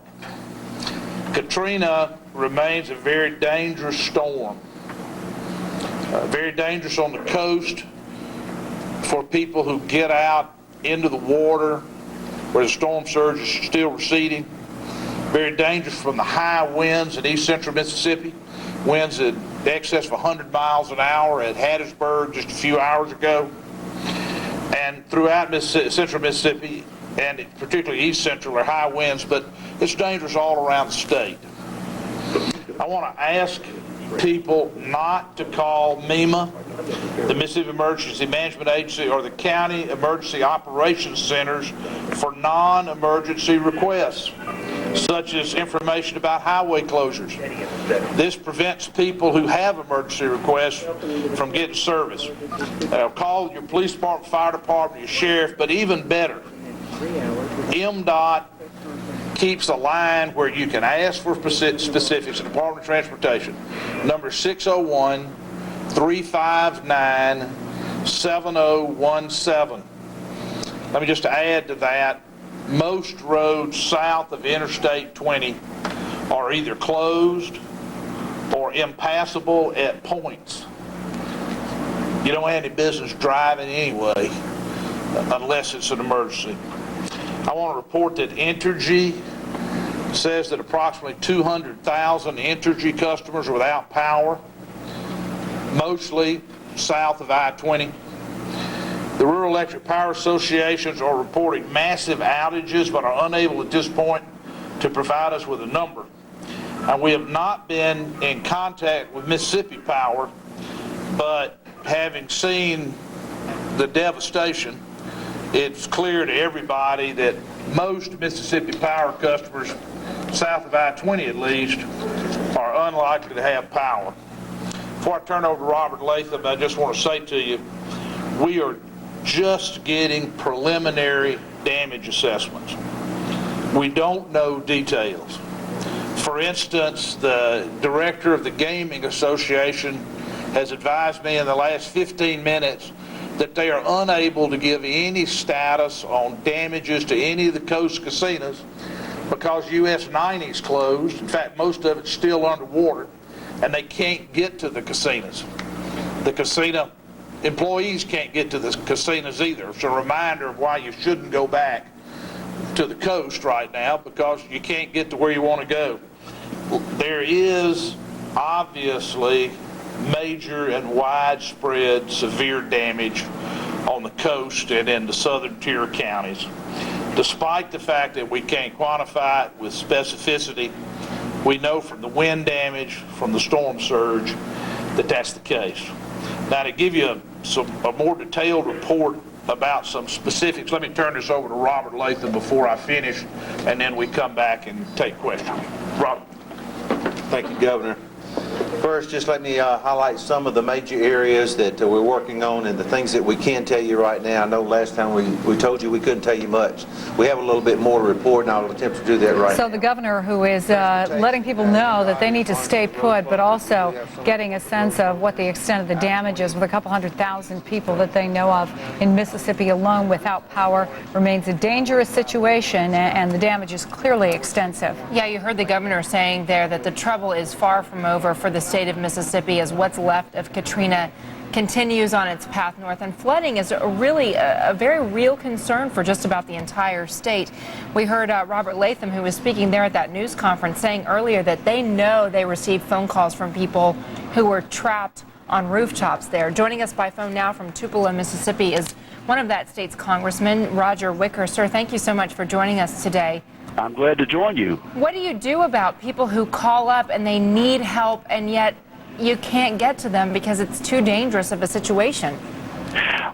Well, I'll tell you what we're doing up here is we're not bearing the brunt of it just yet. The rain and wind are pretty hard up here, but we're showing our hospitality. We've opened up the Tupelo Bancorp South Center, our Coliseum. Our churches are open, and we're feeding people and making sure that they've got a place to stay and something to eat. Certainly, I know that Mississippi, especially northern Mississippi, is playing host to evacuees from other areas from down along the coast in Mississippi, as well as Louisiana and perhaps Alabama as well. What are the shelters looking like? Do you guys still have power up in your area? We still have power here in Tupelo. I know that some of our schools and universities in North Mississippi have decided to close and remain closed until at least noon tomorrow. But as far as I know, everybody in the northern half of the state has power. And what do you do, sir, about the resources that your state is going to need, especially there in Biloxi, where they were so hard hit? And you heard the governor talking about some of the casinos, which I know contribute mightily to the economy down in that area. How do you, as a state, find the resources to deal with this? Well, let me just say, I was just listening to the governor. It seems to me that he is very, very prepared and is doing a wonderful job for us. So I was pleased to be able to listen in before it got to be my time. I was a teenager when Camille hit back in 1969.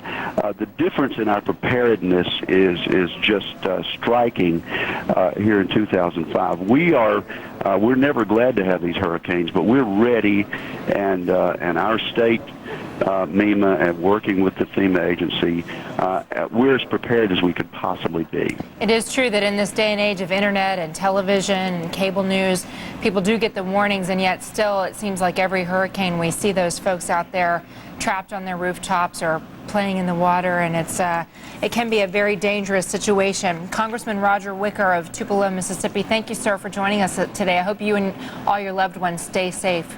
Thank you very much. We have more ground to cover as we bring you the latest on the aftermath of Hurricane Katrina. The worst may be over, but the storm is still packing a punch. Up next, more on the damage Katrina has left on the infrastructure of New Orleans. We'll also continue to bring you the latest video as it comes in. These pictures to us show the damage on the streets of New Orleans, especially damage to the roof of the Superdome. That's where thousands of people took refuge from this storm. And there you see the outside of the roof ripped off. It allowed rain to pour in on all those evacuees. This is MSNBC's continuing coverage of Hurricane Katrina. Katrina is a pretty devastating hurricane. I've been through many of these since 1969. I've been on the Gulf of Mexico riding them out, and each one has its own little thing it does. Here, people didn't take it serious. Tonight, they've survived one of the most powerful storms to ever hit the U.S. Now they're telling their emotional stories to Rita Cosby, live and direct. MSNBC tonight at 9. Lots of Wi-Fi users work in coffee shops, which aren't always the best places to work. Wouldn't it be great to work wherever you wanted instead of only in hotspots? Now you can with Verizon Wireless Broadband Access. Wi-Fi only works in limited locations, while Broadband Access is the nation's largest, fastest, wide-area wireless broadband network and is expanding coast to coast. Now get unlimited access at a great price, so you won't get stuck in a not-so-hot spot. Verizon Wireless, we never stop working for you. I know you're going to be disappointed, but I'm not going to be able to make it home. Come on, it's your birthday. I have 2 papers that I have to do. Well, you have my choice card if you decide to fly home. No, Mom, sorry. You'll be back when I Chase email alerts. Alicia. Keep you on top of your credit card. Don't pull up right in front of the house. Show me that you're mine, girl. All right. Email alerts to keep you prepared for life's little surprises. Your choice, your Chase. We're making better choices every day to keep our cholesterol and blood pressure healthy. Like choosing to eat more fish and less red meat. And now we're choosing a new multivitamin, One A Day Cholesterol Plus. Introducing new One A Day Cholesterol Plus, the only complete multivitamin with polycosanol and heart-supporting nutrients to help maintain healthy cholesterol and blood pressure. For us, there's no better choice. New One A Day Cholesterol Plus. Documents start with people like you who have ideas to share. To bring your ideas to life, choose Sir Speedy. We understand the process of moving from ideas to documents. We have the expertise to enhance your vision and all the technology to make it happen. Whether your documents are electronic or printed, Sir Speedy's global digital network will help you create, manage, and distribute them more efficiently, wherever they need to go. Sir Speedy, we are documents. Right now, Oregon kids are becoming better readers thanks to the efforts of the Portland New Car Dealers Association. Through their partnership with Operation Outreach, your local new car dealers help get books to kids who don't have books at home. Teachers are getting supplemental training materials, and Oregon kids are getting a chance to succeed and excel. Feels good to know our kids benefit from the generous support of the Metro Portland New Car Dealers, Operation Outreach, and Comcast Cable, making a difference for Oregon's kids. We have loads of puppies just looking for a home. We've got a steak with your name on it. Come on down to Bill's Kayak Shop for the adventure. If you can afford radio advertising, you can afford cable TV. Comcast Spotlight can make it happen. And with Comcast Spotlight, you can target the customers you want to reach. So why settle for Manja when you can have? Put your business on the fast track. Call Comcast Spotlight to find out more about advertising on cable. Some of the pictures showing the power of Katrina. Many of those who chose to stick it out in New Orleans did so at the Superdome. The sports arena was considered the safest place to ride out the hurricane, and for the most part, that held true. We do have this video to show you of a hole that blew open on the top of the dome. Look at the water pouring inside. No one was hurt by that. We won't know how serious the damage is until crews can get on top of the dome and actually survey where the roof came off. Weakening Hurricane Katrina has been downgraded to a Category 1 storm, but not before causing lots of trouble for the state of Louisiana. And one of the biggest problems right now continues to be flooding. NBC's Donna Gregory has been checking out the damage left behind in Covington, Louisiana. She filed this report not long ago. You can see behind me this dumpster right here. It was probably a good 20 feet over here to the right side, immediately next to this other dumpster right here. All of this trash that you see had been inside of the dumpsters. And walk with me this way. Back over here is a mattress that had been inside this empty dumpster. That's how strong this wind was. Those are seriously big mattresses. We were riding out the storm from about 11 o'clock to about 1 o'clock local time in our hotel. It's the Holiday Inn here in Covington, the only hotel open in town. All of the families were inside in the main area. There is a plate glass window that separates the pool from on the inside from the pool on the outside. Part of that window just shattered. So there's damage even at the hotel where we are staying. We actually heard that falling glass. It was pretty frightening. Most of the people, though, in our part of the hotel were in their rooms just riding out the storms. They brought their dogs. They have their children there with them. There's no power in the entire area, and there's lots of downed tree limbs. There's lots of water in the streets. There's lots of people that are still huddling inside shelters. We understand at Covington High School there's still 330 or so people there. To the east of us in Slidell, Louisiana, on the east side of Lake Pontchartrain, we are hearing tales that almost every home and business has been touched by the winds and the rain of Hurricane Katrina. This is in St. Tammany Parish in Plaquemines and St. Bernard's Parish, we're hearing reports of people calling in saying they too are stuck on their roofs because of the rising water. It's a very serious situation here. It's just calm enough now for us to go out and actually survey the extent of the damage here. And that was Donna Gregory a short time ago. Now there are parts of the Big Easy breathing a sigh of relief this afternoon. New Orleans was spared a direct hit when the hurricane made landfall east of the city.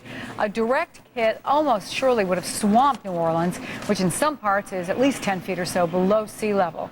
Retired Army Lieutenant General Robert Flowers is the former chief of the Army Corps of Engineers. He can explain what's in store for the city below the sea. Thanks very much for joining us. Well, it's very good to be with you. Give us your assessment based on what you've heard so far. Well, it's tough to assess not having seen things, but in general, what you'll find is it's going to take some time to be able to get the water out of the city. And that will depend on how much is there, power availability, how long the pumps will hold, etc. But all of the water that essentially is collected inside of the levees has got to be pumped back out over the levees. And that could be a problem. Yeah, best case scenario, how long do you see that taking? Well, it will probably take a matter of days, if not longer. So when we hear from the governors who are saying, look, it's very unlikely that people can return to the coastal areas for days, that makes sense to you? It certainly does. All right, let's talk about once they're able to get some of that equipment in, how difficult a job is it? And can we assume that all of this equipment is okay, that it itself hasn't been damaged by the storm? No, you cannot assume that. And it would take some assessment before you'll know for sure. But typically, people go into work right away, check for survivors, take care of those as best they can, find some temporary shelter for people affected, and then go about removing debris, removing the water, and restoring and cleaning up.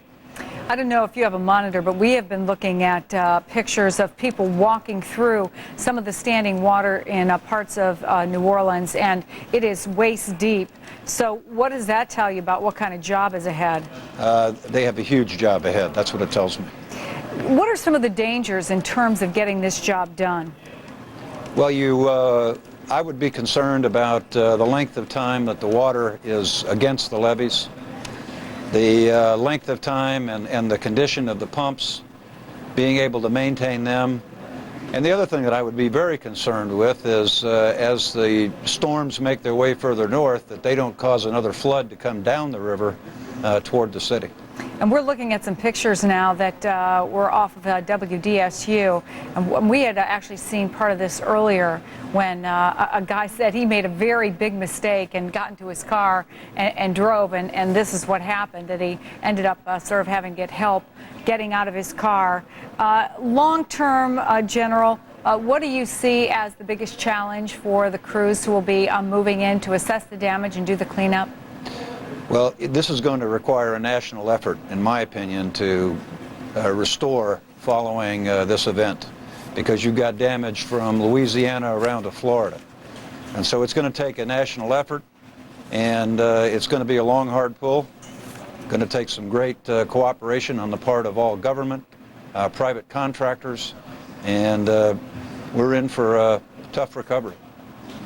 Retired Army Lieutenant General Robert Flowers, former chief of the Army's Corps of Engineers. We appreciate your sharing your expertise. And you just heard him saying there it's going to be a national effort. Well, the man in charge of that national effort is Mike Brown, the director of FEMA. Let's go directly to him now. Hello, Mr. Brown. Nice to see you today. Same here. Tell me what kind of a job you're looking at in store for you. Well, it's going to be one of the bigger jobs that FEMA has undertaken. What's happened is we've got really kind of two kinds of disasters going on here. We have the urban disaster where in New Orleans we're going to have lots of flooding, damage that we haven't even been able to see it yet, plus the coastal event that occurred in Mississippi, and then this storm's going to continue on up through Tennessee and the Ohio Valley.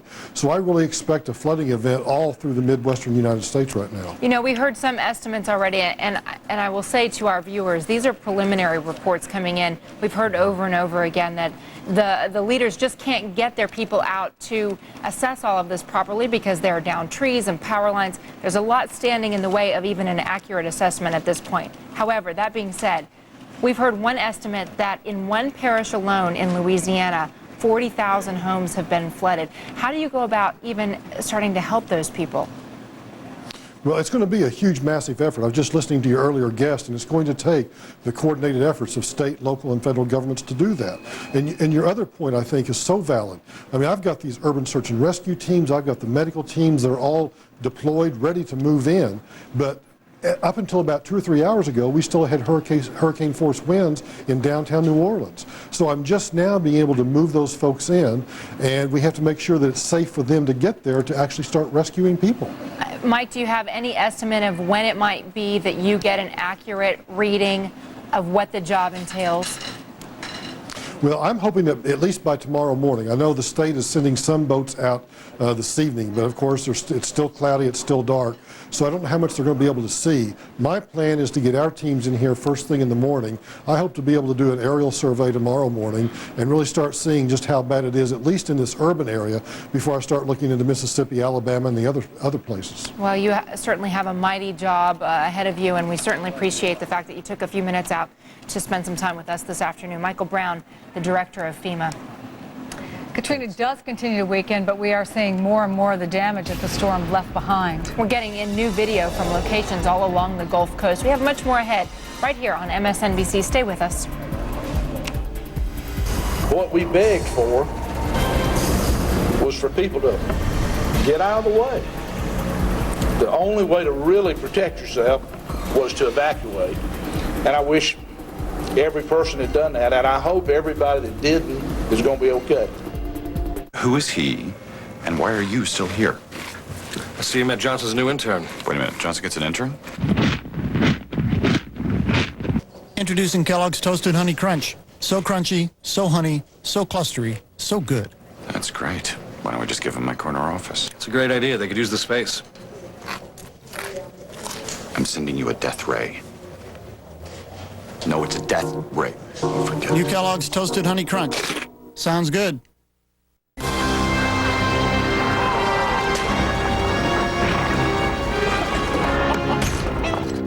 Good people of Troy, accept this gift from your Greek friends. A wooden horse. Seems like the kind of thing that a small army could crawl out of at night and lay waste to our entire city. Have a nice day. Hindsight is easy. It's thinking ahead that's hard. But that's how Liberty Mutual serves our customers and why we're one of the world's leading insurance companies. It was really dark. The road was icy. It was really slippery. We started swerving. I thought we were going to roll over, but we didn't. It stopped us swerving and keep the car straight. Who's going to help you stay in control? When things are out of your control.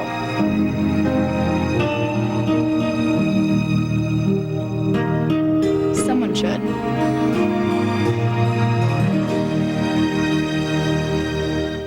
Adam, just so you know, I'm sending Gus to the client meeting. Why him? Because Gus is a good conversationalist. Is he? Yes, and you answer everything with a question. I do? You just did. Really? Clients in Memphis don't like that. They don't? No. Why not? Where's she going? They chose you for a reason, and you chose Embassy Suites for a reason, like our nightly manager's reception. Embassy Suites Hotels.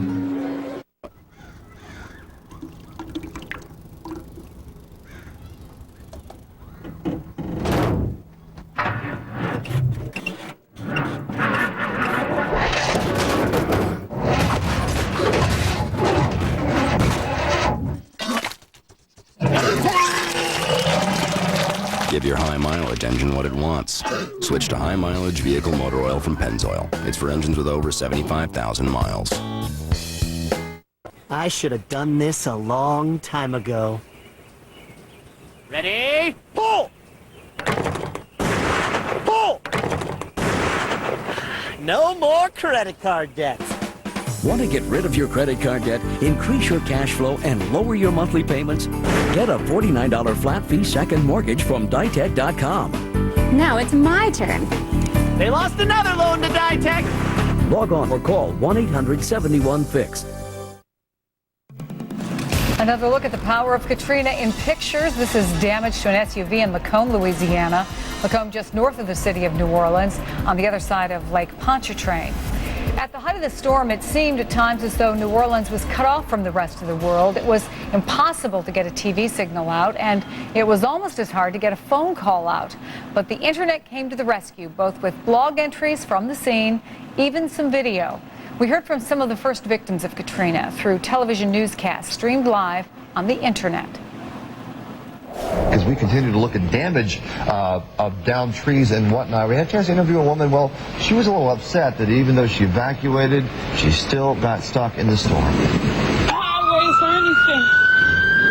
You guys thought this would be a safe place to come? We thought it was going to be a safe place, even ever since Saturday, midnight, and all the traffic.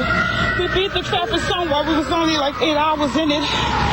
We were just thought this would be a safe place. Now we probably can't even leave out of here to go back home. And when they say it's time for us to come back. Scary.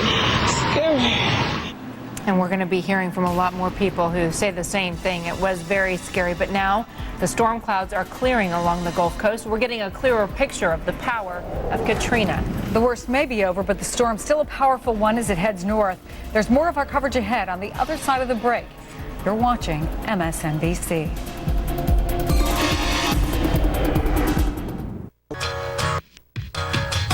Start a new journey. Chart a new course. Go a new way. Discover the new Infinities at the Infinity Limited Engagement Summer Event. Like the 280 horsepower Infinity FX, the SUV with the heart of a sports car. See your Infinity dealer for attractive lease and finance rates. But don't wait too long. Infinity's limited engagement ends September 6th. My new grandson. He should always feel safe in my hands, arthritis pain or not. But these days, it's hard to know where to turn for relief of arthritis pain. So I talked to my doctor, and he recommended Advil. Even after 20 years, nothing has been proven more effective on tough pain. Not Tylenol, not Aleve. And it's gentle on my stomach. I trust Advil. Advil for arthritis pain. Fast, strong, trusted. It's Hyundai summer clearance, so save the dates to save big. Like up to $4,000 cash back on select models. Days are flying by to save on models across the lot, like the V6 Hyundai Santa Fe. And don't forget, Hyundai's award-winning quality lets us offer America's best warranty. So circle the dates for up to $4,000 cash back. Don't miss this once-a-year opportunity at Hyundai. Hyundai summer clearance is in its final days. Now's your last chance for up to $4,000 cash back. React, respond, creative and move on. Stop viruses. Stop spyware. Stop paying extra. Because Comcast high-speed internet service includes McAfee pop-up blocker, antivirus, and parental controls, free. Comcast and McAfee. All you need to protect your privacy and your family. Call 1-888-COMCAST today. MSNBC Tonight. Joe takes his first-hand hurricane experience to the people in the wake of Hurricane Katrina. Scarborough Country. MSNBC Tonight at 10. Sounded more like a train, like railroad trains. It was incredible. The noise is what's scary. Here is one of those few who chose to ride out Hurricane Katrina in New Orleans. Parts of that city look like a war zone at this hour as we're beginning to get the full scope of this destructive storm.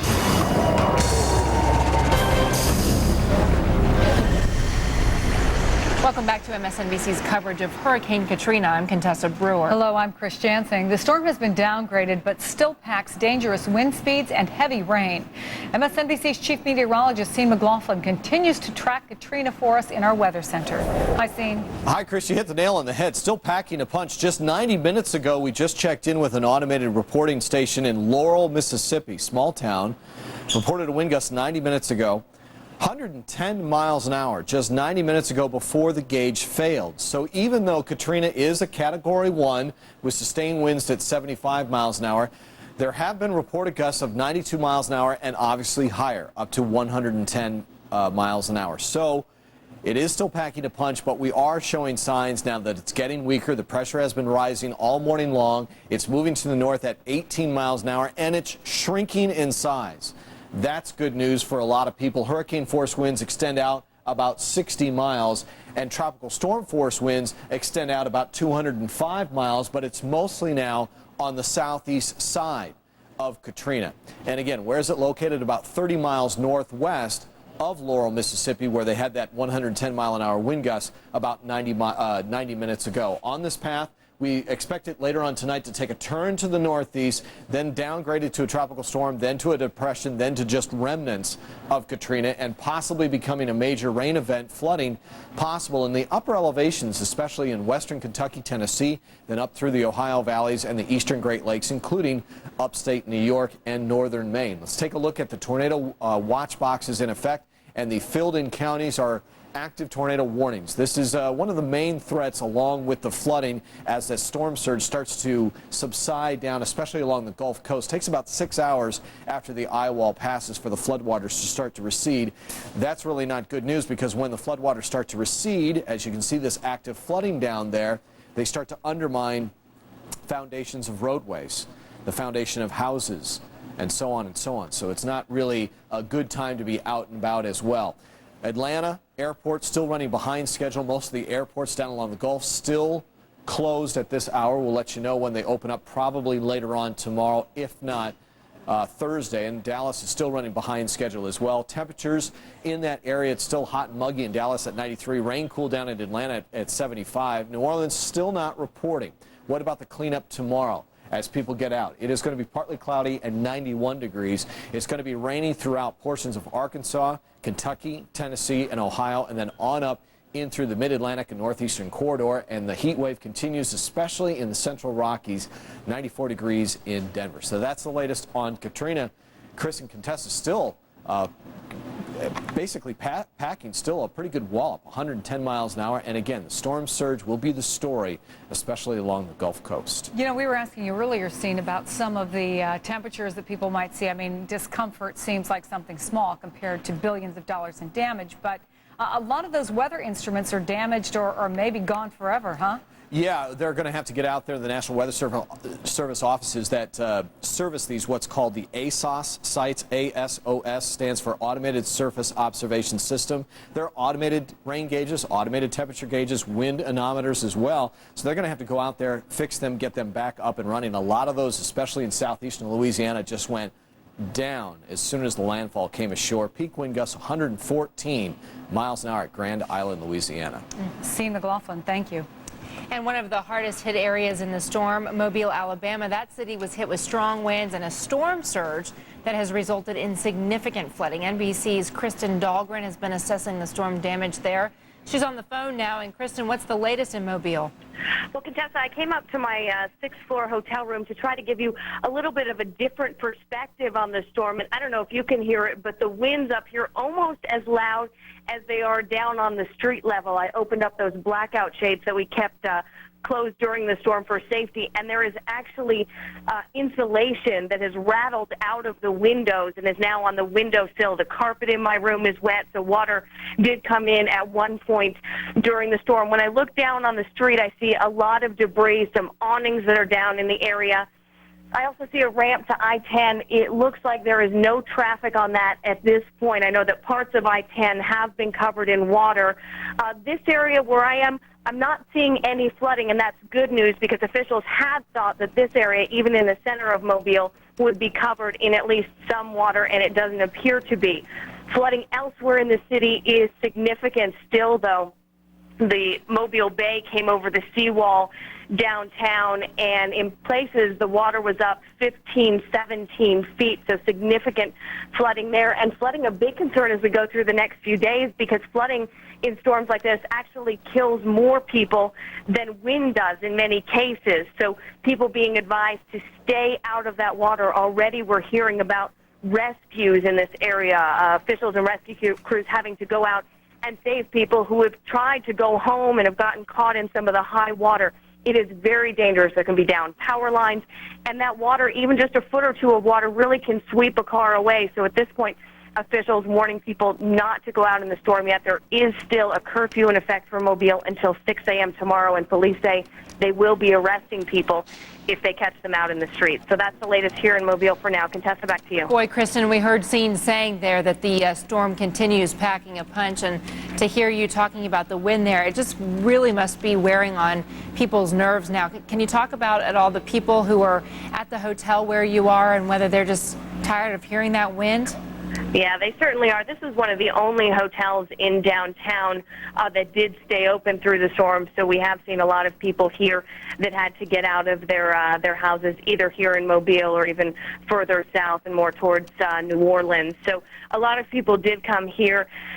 They've been treated well at the hotel. The hotel has been providing food for them, but you can imagine being away from your home for so long, not knowing what it is that you're going to go back to, and then not even being able to go outside to check things out because it still is pretty dangerous out there. So, you know, it is wearing thin on people. They're really anxious to get home, but a lot of people saying that they're not sure that they'll have a home to go home to.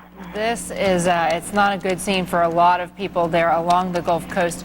Kristen Dahlgren, we certainly appreciate you keeping us up to date there in Mobile, Alabama. The internet has been a good place to get the latest on Katrina in between trying to protect their lives and their homes. Some people have been posting their experiences on the blogs. Let's go to Connected senior producer Tony Masilis to hear what those bloggers are saying. Hi, Tony. Hey, Contessa. Yeah, some amazing stories out there. Our NBC affiliate in New Orleans, WDSU, has been live blogging throughout this storm. Some truly amazing eyewitness reports at this website, including a story about people huddled in the hallways of Chalmette High School there. Also, some frustration from the police who were unable to respond to 911 calls because the rain and the flooding is just too dangerous right now. And a blog called Eyes on Katrina has gone online. This is completely devoted to coverage of the storm. There are eyewitness accounts as well as information about closed roads and local damage in that area. For example, one school in Gulfport reporting today a partial wall collapse inside that school. USA Today has a blog up and running, and there I found some really dramatic photos. Most of them are taken by photojournalists who are down covering the storm in that area. I want to share two of them with you. This one right here is a man in downtown New Orleans who's crossing the street. He's carrying his belongings in a bag there. You can see the water rushing down the street. He's apparently on his way to the Superdome to seek some shelter. The other picture is also from downtown New Orleans. This is a picture of bricks crushing cars. Those bricks actually fell off a building facade. It was simply that windy there. Very dramatic photos captured.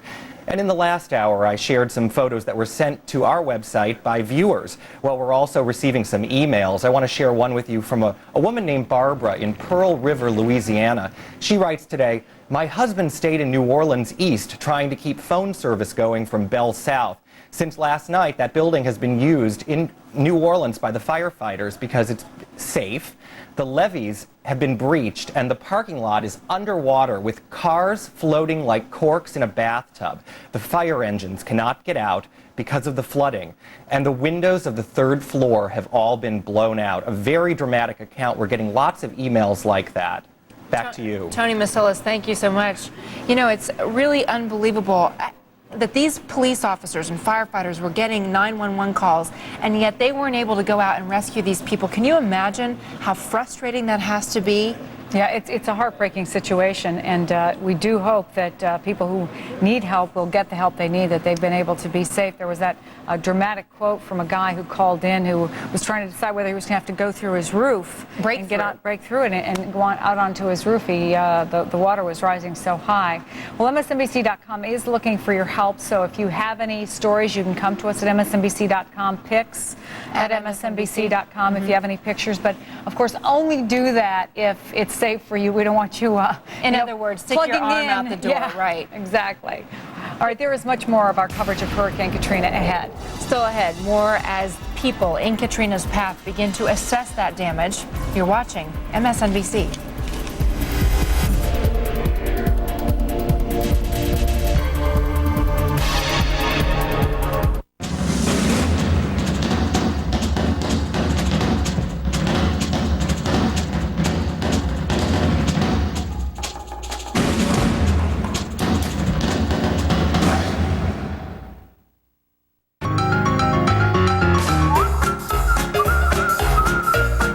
Wait, did you see that?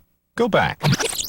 Clearly, that woman is trying to get more fiber and calcium in her diet. Now, it's so much easier with new Metamucil capsules plus calcium. Metamucil fiber for regularity, plus as much calcium as an 8-ounce glass of milk for strong bones to help prevent osteoporosis.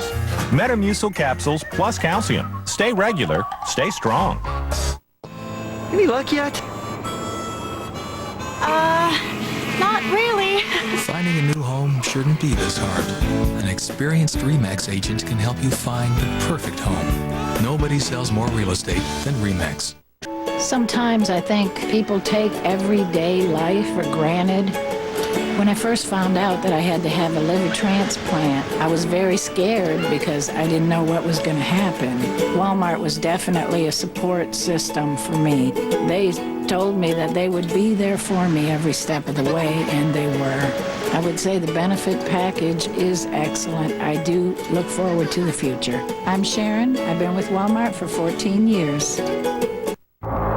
In the future, everyone will protect their eyes from sun damage like they protect their skin. Transitions lenses.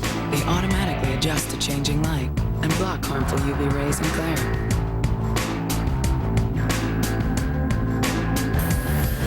So don't wait until tomorrow.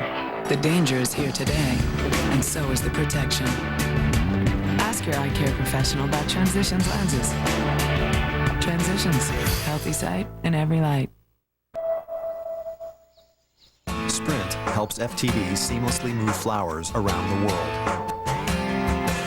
And the PGA of America wirelessly connect people to their offices. And HP save millions by increasing productivity. Sprint helps 95% of the Fortune 1000 on its own wireless and wireline networks. With Sprint, business is beautiful. Learn more at sprint.com.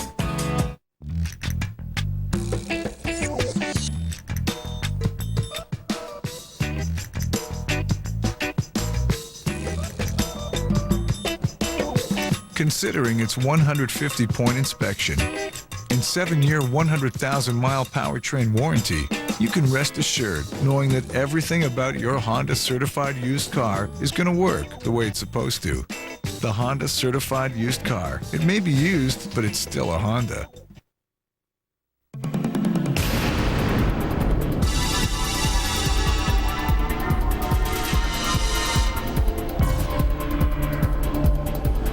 Biloxi, Mississippi took the brunt of the storm's fury. Early reports from there are detailing extensive flooding and damage. Joining us now by phone from Biloxi is David Reddick with the American Red Cross. David, thanks for joining us this afternoon. Thank you, Vanessa. How are you? I'm good. I was just going to ask the same question of you. How are you? How did you fare during the storm? I got to tell you, I've been out on over 30 disasters, and that was the most intense storm I've ever been through. Right now, we're trying to get into Biloxi. We had to pull back to an area inland that was a little safer, and right now we're looking at some pretty thorough devastation. The tidal surge is still very visible here, and the waves are even white-capping because of the winds whipping around. There's going to be a lot of assistance provided in here, and the Red Cross intends to do that as soon as we can get in here. Of course, our primary concern is the safety of our clients, and then our volunteers and staff that are going to try to get in here and provide relief. Well, David, can you tell me where you rode out the storm then and how you were able to see so much of this? Well, we were back about 5 miles outside of Biloxi proper in a hotel that took a pretty good beating. In fact, we were catching a lot of tin roofing and shielding rather, from the Texaco next door. Just an awful storm, very intense, and can't wait to get in here and start helping people as soon as we can. And you've already seen a look outside. Can you describe, you said that you've seen the storm surge and the waves lapping at there. Can you describe that a little bit more and tell me when you expect to be able to get into Biloxi and start helping out there? Sure. One of the things that we're seeing right now are a lot of down power lines. Several of the big grid-like power lines are down across the main bridge into Biloxi. And if you look at most of the signs that would give you direction in and out of the city, they're just completely snapped off and bent in half. We passed one neighborhood that the damage was so complete that I don't think there was one house left standing on that. We were going to try to get in there, but it was too dangerous. The people didn't look. It didn't look like people had stayed there. They looked like they had evacuated, so we are kind of comfortable about that. Right now, the Red Cross is trying to move every resource we have to respond to the single largest natural disaster response in our organization's history. So we've got literally thousands of volunteers moving across the country and staging in safe areas. And as soon as we can get into some of these areas, we'll start getting the food and financial assistance out to these people that they need. Well, less than 12 hours after Katrina made landfall, and you've already had an eyeful. David Ruddick, thank you so much for sharing some of what you've seen already. We appreciate it. Thank you, Contessa. And, you know, if I can just say, this is going to be a very long operation. We're going to need the support of the American people. If they can help us by calling 1-800-HELP-NOW, we sure would appreciate it. Okay, thanks, David. Thank you. All of the flooding brought on by the hurricane is a serious health concern. Joining us from Tallahassee, Florida, is Dr. Bonnie Sorensen, the Florida State Health Officer for the Department of Health. Thanks very much for being with us. Thank you. I know that you folks, unfortunately, in Florida have a lot of experience with this. In the hours and days after a situation like this, what's the immediate concern, the biggest danger? Well, in the immediate post-storm time, we really see more injuries and deaths from floodwaters. And so the basic idea is just to tell people, don't go out at all, don't go into standing water. Right. It's unsafe from a contamination perspective and from an injury perspective. Floodwaters can be contaminated by sewage and other chemicals and pollutants, but floodwaters can also be dangerous because floodwaters can conceal sharp objects, glass, electrical wires, also animals and bugs, fire ants and snakes can be floating in floodwater, so it's extremely dangerous after the storm to be out wandering in the flood. And how concerned would you be for the water supply, the safety of the water supply? Well, the water supply is a concern. Certainly one doesn't want to be drinking floodwater or eating any food that's been contaminated by floodwater, but also even tap water. If water systems have lost their water pressure, then the community tap water can be contaminated as well. So we advise folk to boil the water for at least a minute if they have heat, or they can also add 8 drops of unscented household bleach per gallon and let it sit for 30 minutes. And if it's still cloudy, do it again to try to clean the water to consume it. Good advice. Florida State Health Officer Bonnie Sorensen, thank you for your time. Thank you. And there is more ahead of our coverage of Hurricane Katrina. Up next, we'll take you back through the day as the storm crashed ashore. You're watching MSNBC.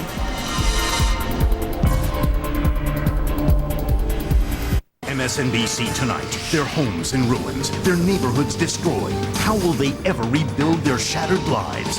They've survived one of the most powerful storms to ever hit the U.S. Now, they're telling their emotional stories of heartbreak and heroism to Rita Cosby. Rita Cosby live and direct. MSNBC Tonight at 9. My new grandson should always feel safe in my hands, arthritis, pain, or not. That's why I trust Advil. Even after 20 years, nothing has been proven more effective on tough pain. Not Tylenol, not Aleve. Advil. Fast, strong, trusted. My baloney has a first name. It's O-S-C-A-R. My baloney has second name. It's M-A-Y-E. O-R. Love to eat it every day. And if you ask me why, I'll say quality meat, no fillers. 'Cause Oscar Mayer has a way with B-O-L-O-G-N-A. Oscar Mayer bologna, quality meat, no fillers, and a taste that sings. You can count on Oscar. We're for puppies. A wet nose, a warm belly, and a wagging tail. We're for playing, romping, gnawing, and nipping. For a cardboard box in the corner and a good long nap. We're for puppies. And we're for helping them grow up healthy and strong. Not a painted the kitchen, gotta paint the hall. Got the blues about painting? Get Scotch Brand Blue Painter's Tape. It comes off clean and leaves professional paint lines. The only tape I use. Scotch Blue Painter's Tapes from 3M. Hi, I'm Nancy Grace from CNN's Headline News with a safety tip. Park the car in well-lit areas. Have keys ready, cell phone on. Be alert. Please don't be the next crime victim. Nancy Grace signing off. Thank you, friend. Get yours in Vancouver. Be safe. Get your Nissan service before you travel this summer at Alan Webb's Metro Nissan on the giant Vancouver Auto Mall next to Saturn of Vancouver. Call Metro and get it done now. Test drive a new Nissan while you're there. Baseline to baseline. Forehand to backhand. Slam to slam. Nobody covers tennis like ESPN and ESPN2. We're all over the clay, grass, and hard court scene. Serving up the top players in the world wherever they play, all season long. Tennis on ESPN and ESPN2 is brought to you locally by Pacific Continental. The right back.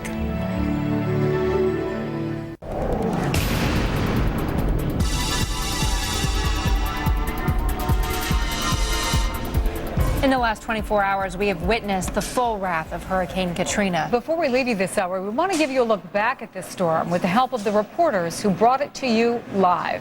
Rain's been going on all night, obviously, but just in the past, I'd say hour or so, we've been beginning to get on the taps of the windows, the debris from the trees that are beginning to shred. You see, I just lost my hat. This is going to be par for the course. Inside, 8,000 people are either sound asleep or trying to get their kids asleep. There is no power. The only circulating air is coming in through fan portals. The fans are running backwards. You would too if hit with 100 miles an hour wind. Okay, it's a piece of sheet metal, it's sharp, it could cut you, but when it's traveling at 60 miles per hour and it hits you, it's not only going to cut you, it's going to knock you down. I mean, flying debris, we've got a piece right back here, I don't know if you can see it, but it's starting to roll around the parking lot there, and I mean, that's the stuff we're concerned about here with, but, you know, we're watching it, we're keeping an eye on it, and we'll be out here as long as we can, and we can be safe, of course. We're literally watching New Orleans sort of be taken apart bit by bit. I want to show you the outside of the Hyatt Regency where we were staying last night and where hundreds more are still staying. What you're looking at is the outside of the building, and obviously all of those windows have been blown out. I'm a big guy, about 220, and it's hard to stand when they come through here. And in fact, when we can, you know, we're generally in the sheltered area. The good news here, the rain for the most part has let up.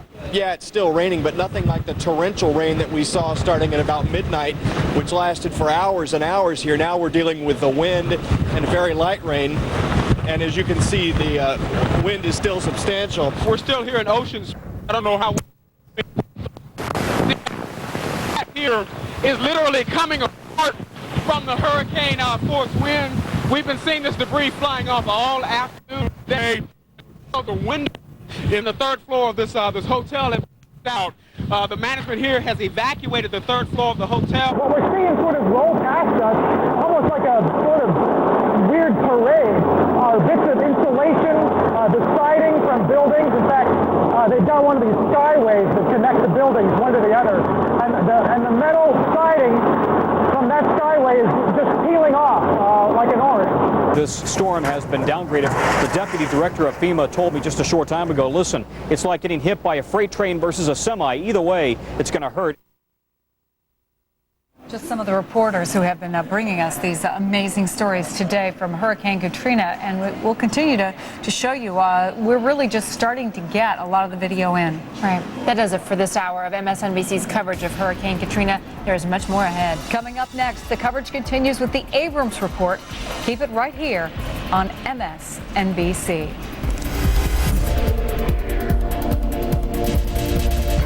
Countdown with Keith Olbermann, tonight at 8, only on MSNBC.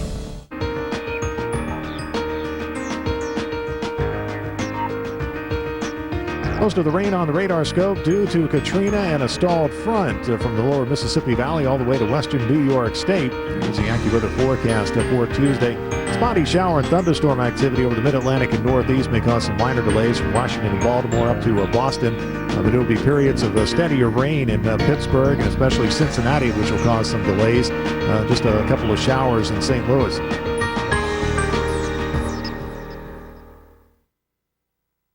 Are you a homeowner with substantial debts? Then call or log on to ditech.com and take the Ditech Challenge. We'll guarantee you the lowest rate and fee, even if your credit is less than perfect. Log on or call 1-800-80-DITECH. Chicken noodle possibilities. Bite-sized chicken noodles too. Broth that savory, tried and true. Every mom is glad she could give them wholesome food that tastes so good. Possibilities. Knowing that I had a job when I came back from being on active duty gave me great peace of mind. I was away for 1 year and 4 months. Walmart was there to give me the financial stability, and we were able to acquire a home while I was on active duty. And it was something that we wanted to do for our family. Finally having a patch of dirt that was actually mine. It's congratulations, you have a home. I'm LC, and I've been with Walmart for 8 years. Florida's natural premium orange juice is made just from our fresh oranges, not from concentrate. We own the land, the trees, and the company. It's as close to the Grove as you can get. Sprint helps FTDs seamlessly move flowers around the world. And the PGA of America wirelessly connect people to their offices. And HP save millions by increasing productivity. Sprint helps 95% of the Fortune 1000 on its own wireless and wireline networks. With Sprint, business is beautiful. Learn more at sprint.com. Okay, Mr. Jones, I'll just add up the closing costs on your new home loan and you'll be all done. Thinking about purchasing a new home? Don't get stuck paying a lot of fees. Get a flat fee home loan. The total lender fee is just $395. Log on or call 1-800-DITECH-1. MSNBC Tonight. Joe takes his first-hand hurricane experience to the people in the wake of Hurricane Katrina. Scarborough Country. MSNBC Tonight at 10. Hurricane Katrina hammers deeper inland. Its high winds and rain crippling homes and businesses in Louisiana, Mississippi, and Alabama. Storm surges turning cities and towns into virtual lakes.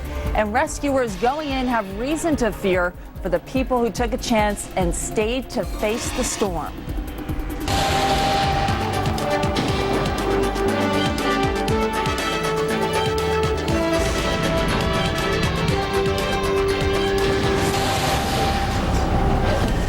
Dan is off tonight, and you are watching a special edition of the Abrams Report with continuing coverage of Hurricane Katrina. I'm Lisa Daniels, and here's the very latest. Katrina, now a Category 1 hurricane. Its howling winds turned the Louisiana Superdome into a super sieve, ripping strips of metal from the roof and dripping rain on at least 9,000 refugees 19 stories below. Now, officials say the city was spared towering floods that could have turned New Orleans into a swirling, dangerous stew. But the storm surge was still high enough to swallow thousands of homes east of the city, and parts of the state's coast were badly hit. In fact, one death has also been reported, a man crushed by a tree in his trailer. In Mississippi, emergency officials saying their top priority right now is to send out search and rescue teams to try and find anybody who tried to wait out the storm at home and needs some help. Reports claim that there are large numbers of people who are trapped on their roofs waiting for somebody to pick them up. And in Alabama, downtown streets in the city of Mobile are flooded. A major bridge over the Mobile River has been closed. It was actually hit by a drifting oil drilling platform that was cut loose by Katrina's fury.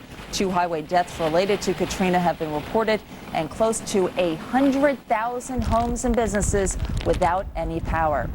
MSNBC's chief meteorologist, C. McLaughlin, has been tracking Katrina as it spreads destruction throughout the Gulf. And, C, I know the tornado threat is a big concern right now. Yeah, absolutely at this hour, especially in these outer rain bands. And it's still packing quite a punch. Just 2.5 hours ago in Laurel, Mississippi, there was a wind gust in excess of 110 miles an hour just 2.5 hours ago. Let's wipe away the cloud shield here and show you just the radar bands. And as we advance the loop, you can see that it's spinning up, moving to the northeast at around 18 miles an hour. But it's these outer rain bands right in here, and it's as far east as the east coast of Florida.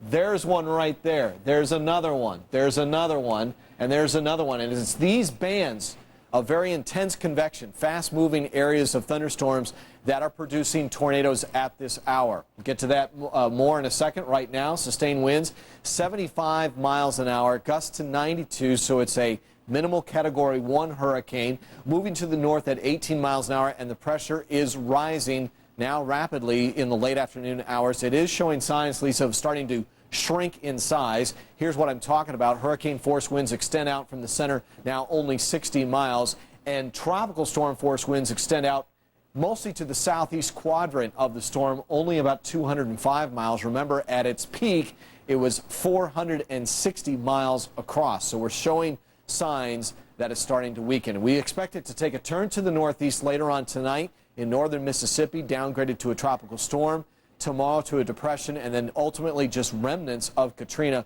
producing quite a lot of rain, possible flooding in the upper elevation areas for western Tennessee, Kentucky, and all the way up in through Ohio, and then some heavy rain showers in the northeast. If we go back in time, boy, it seems like a long time ago, but early this morning, landfall, 7:10 a.m. Eastern Daylight as a Category 4 hurricane, sustained winds 140 miles an hour at the surface. Burris, Louisiana, it's a very small little town down there in southeastern Louisiana. And watch that eye wall. New Orleans really dodged the bullet. Unfortunately, the good news for New Orleans meant bad news for Biloxi. Watch this eye wall. You don't want to be on the right front side of this. And look where Biloxi was. I'm going to hold my finger right there. Boom, right in the heart of the heaviest storm surge, the highest wind gusts, and the heaviest amounts of rain. That's why we will see the worst of the storm surge damage along the Mississippi-Alabama coastline.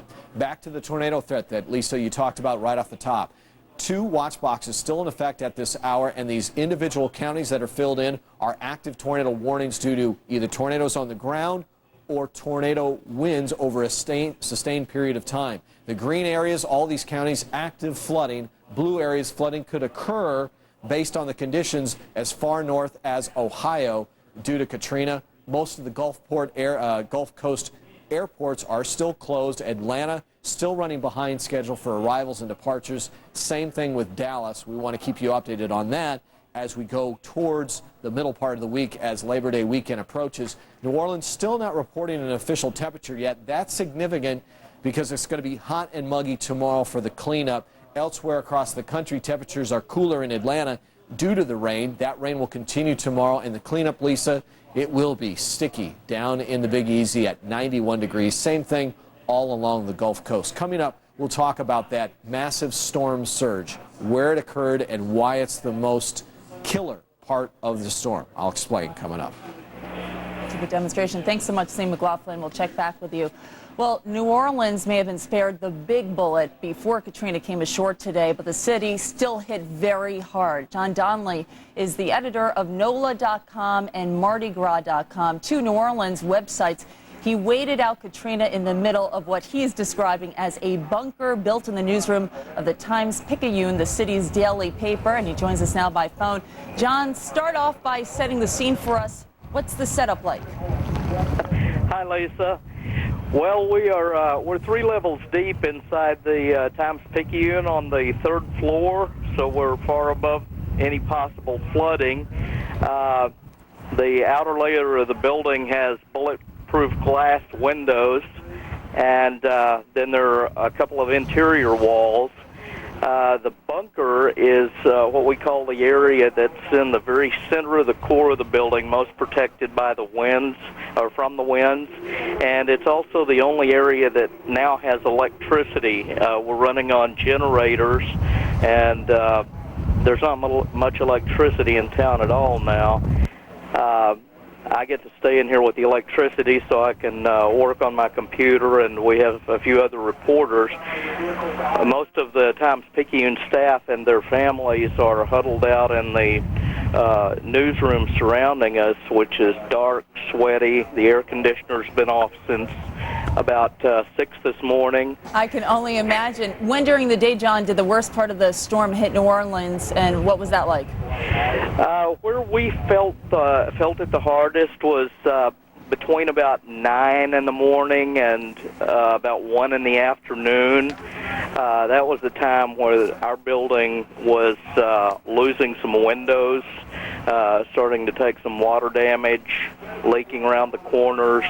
The building itself was shaking, and there was an incredibly annoying whistling going on from some little crack in the building. Oh my, did you actually make your way outside at all, or look out the window if you still have windows to see what it's like down there? All of our windows were shuttered with steel or wood, except a big atrium window in the entrance. And a lot of the staff would go down to the second floor landing to kind of peer around the escalators to look to see what was going on outside the city. The only time I actually went outside while the storm was really going on was after we heard about the Superdome roof being kind of torn up, and I actually went out on the third floor roof of the Times-Picayune to grab a quick shot, which we found pretty unbelievable. Well, I know you did it for work, and I'm glad that you're safe, but probably not the best move to do given the storm of this size. But again, glad you're safe. John Donnelly, thanks so much for all the insights. Good luck to you. Thanks a lot, Lisa.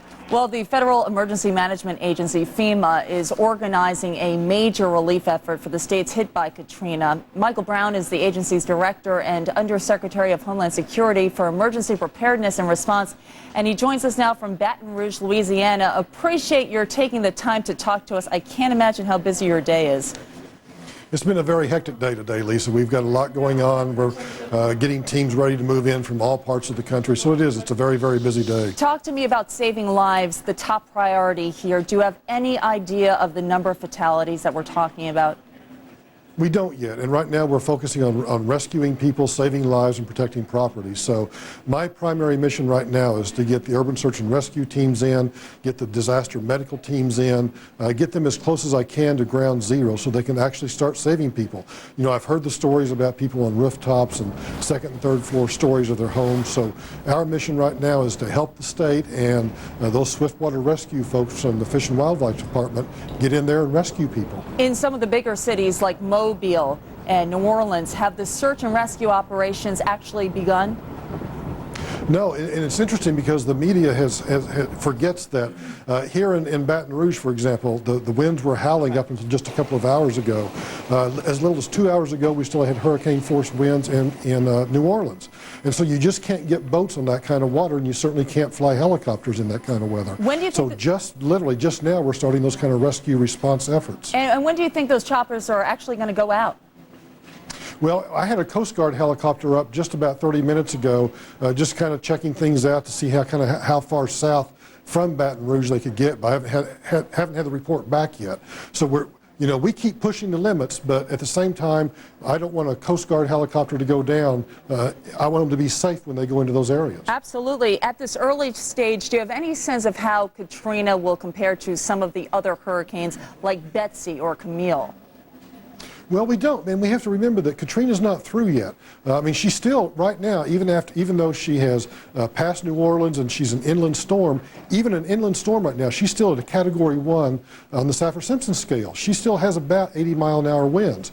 And so we're going to see a lot of flooding and flood damage all the way through the northern parts of Mississippi and Alabama and through Tennessee and the Ohio Valley, Kentucky, and those areas. Michael, I know that people want to put on a brave face, especially officials, but do you feel confident that the people affected by this hurricane are going to get the help that they need in a speedy, orderly fashion? There's no question. I mean, FEMA has practiced this over and over. Unfortunately, we had a lot of experience last year with the 4 major hurricanes hitting Florida. We've already had a couple of major hurricanes this year. We're practiced, we're well-oiled, we're ready to go. FEMA Director Michael Brown, appreciate your talking to us. We wish you the very best in this Hurricane Katrina. Thank you, Lisa. All right. Well, NBC's Ron Blum saw Katrina's awesome power firsthand. He's actually in Mobile, Alabama, where thousands of people were evacuated before floodwaters began rising in the city's streets. Ron, how's the downtown area faring? It fared very well compared to what it could have been. At one point, they had said, look, it could be 15 or 20-foot storm surge. It ended up being 12 to perhaps 14 feet above normal, and that means it did come up in downtown, in the business district, around the convention center, the museums, the federal building, the post office, and a lot of official government structures. But it really didn't get into the home areas here too much. Now, south of Interstate 10, down to the coast, there was flooding in a lot of the areas where people do live, but that was the one area where they had mandatory evacuations. I heard you talking about rescue operations. The sheriff's office has already been running some of those down on Dolphin Island. There were a few people that weathered the storm there, and they were out this afternoon with boats and some big stand-up high trucks to get in there and rescue. Something else that happened here today, a drilling rig that was being worked on at the shipyard broke off, and it was blown north up the Mobile River. 3 tugboats got a hold of it just as it was making contact with the bridge. That's not a main bridge, but it is the bridge that carries trucks with hazardous cargo that can't go through the tunnel. They were able to secure the rig onto the side, but the state closed the bridge down as a safety precaution just in case. I have always been impressed with the power of the winds on the backside of a hurricane, and that's what we're seeing right now. There's not a lot of rain here. In fact, we haven't had rain in perhaps an hour, but still these very strong blustery gusts of 40, gusting up to 50 miles an hour are hampering some of the recovery efforts, but we are seeing utility trucks out and some of the beginning of people getting out, fire trucks and such, to make sure that they're going to have Mobile secured and cleaned up just as fast as they can. Ron, I'm sure you've heard the reports of people trying to make their way back, and you can understand that they want to assess the damage of their homes. Then again, you have officials saying, do not do it. It is still dangerous. This event is not over. Talk to me about the entrance-exit ramps to the ramps to I-10. Those are flooded, I hear. Some of them are flooded downtown. You can go a little further west, but as you go further west, you run into more of the damage from the trees. A lot of limbs came down. The power is out throughout the Mobile area. It's going to be very dark here once the sun goes down, and it is very dangerous to drive on these roads in the dark. Water and wet roads look alike. You can easily make a turn and end up in a ditch, drowning the car or drowning yourself. And with wires out, it's just a bad idea. People need to stay home tonight. Wait another day. Absolutely. Ron Blum, thanks for that report and all of your reports throughout the day. Well, it's not just the wind and rain, but the massive storm surge. We're talking up to 20 feet in Mississippi, which is so incredibly dangerous. Up next, getting a handle on just how big that storm surge really is. Right now we can't fly, we can't get vehicles in there, so as soon as the weather clears, we'll start trying to account for people. And I only hope and pray that we do not have any fatalities for this, but I suspect that is possible. Hurricane Katrina. Turn to MSNBC's meteorologist, Sean McLaughlin. Live reports from the scene and up-to-the-minute tracking from the MSNBC Weather Center.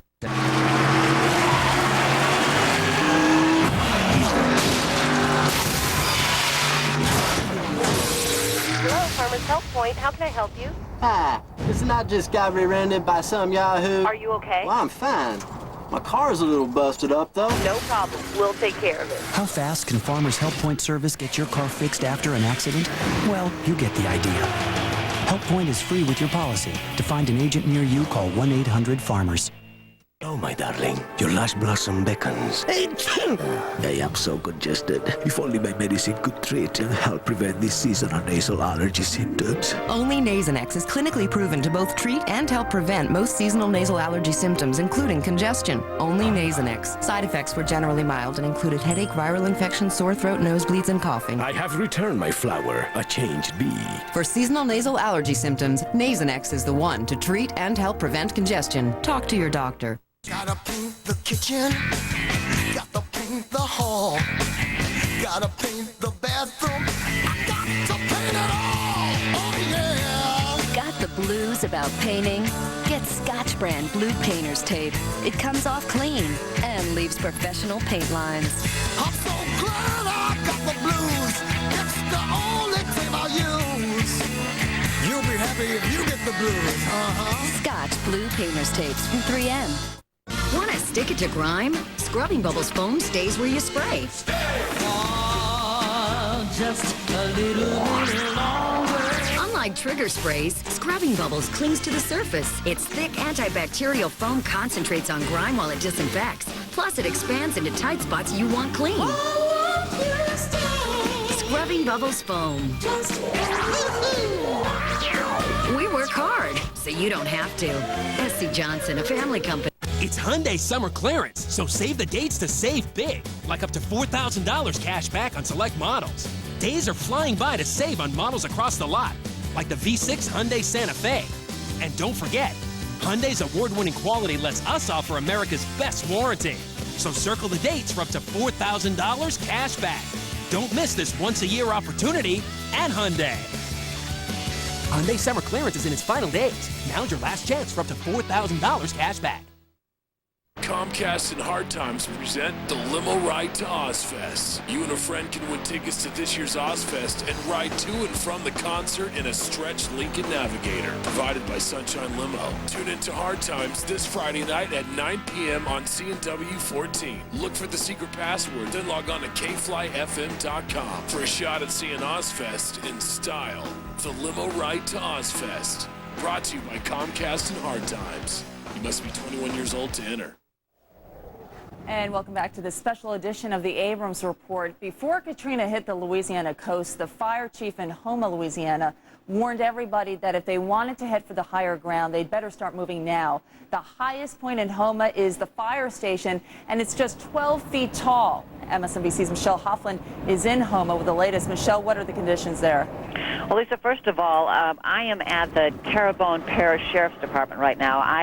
My phone has only been working periodically because of the hurricane, so I came down here, and they were gracious enough to let me use their phone. The conditions right now, for the first time since I arrived here yesterday, we have some sunshine out. But I'll tell you what, there are trees down, power lines down, all throughout the county. They have reported 2 deaths here, both natural, though. One was reported at a shelter, the other one on a tugboat. But there's widespread damage. There's also problems with there's no water damage that we know right now, what they were really worrying about in these low-lying areas around here. But the big problems were water damage. We heard that there are winds, according to the Sheriff's Department, upwards of 100 miles an hour. There were about half the people in this county evacuated because many said that they couldn't evacuate because they simply didn't have the money or ability to get out of the county. And even if they did, they didn't have the money to stay in a hotel.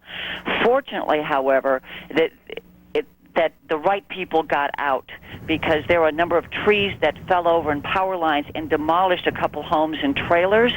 Those were vacated. Those people had evacuated, so they were not hurt. And also, the hotel that we were staying at, well, we weren't there very long, the roof ripped off of this brand new hotel and the awning ripped off, slammed into a car below, and ruined it. They evacuated the 3rd floor early this morning, and all those people were downstairs in the lobby waiting out the storm. NBC's Michelle Hoffland, and that's why they tell people, get out of there, because you don't know if yours is the house that a tree will fall in. Michelle, thanks so much for that report.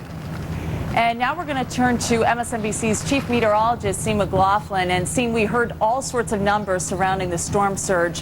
What did the accurate numbers show us? Well, it's amazing with a Category 4 hurricane. You have to remember that storm surge is the leading killer of all deaths due to a hurricane. Storm surge is that wall of water that's pushed ahead of the storm due to the hurricane force winds. I believe we've got an NBC animation that shows the water coming in.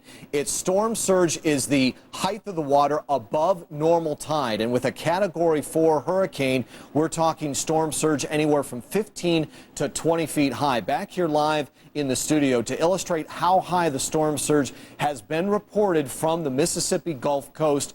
We borrowed a lift from the lighting department here at MSNBC, and believe it or not, Lisa, I'm about 17, 18 feet above you, all the way down on the studio floor. You would represent sea level, and I would represent riding the top of the storm surge. So it would be that much water on top of your head would represent the storm surge that has gone onto the Gulf shore of Mississippi today. Kristen Dahlgren has been reporting massive flooding from Biloxi over through Mobile. Governor Haley Barbour has reported the same thing, a 20-foot wall of water. It was a 17-foot storm surge with Hurricane Andrew. Now, in terms of New Orleans, which is actually below sea level, what was the storm surge there?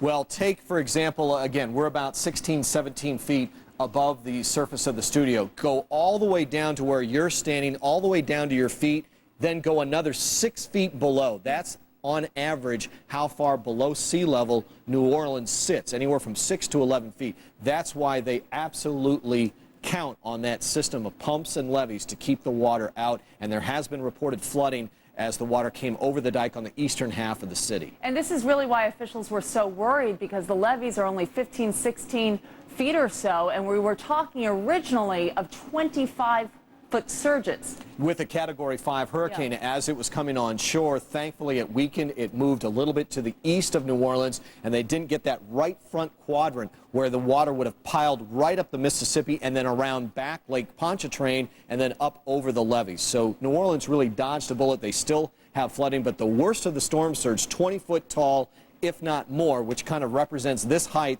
all the way down to the studio floor, has been reported on the Gulf shores of Mississippi. Doing a demonstration like this really gives you a sense of the scale, because these numbers start to lose their meaning. We talk about them so much. It's staggering. All right, Sean, get down there very safely now. I don't want to have to catch you. Yeah. All right, Sean, thanks so much. Now to Louisiana, where parts of the state hit by Katrina, like New Orleans, are below sea level, as we were talking about. Now add to that picture levees, and you have water essentially filling up a bowl. Joining me now is CEO of the Louisiana Capital Area of the American Red Cross, Vic Howell. And Vic, are the phone lines still jammed, people calling in?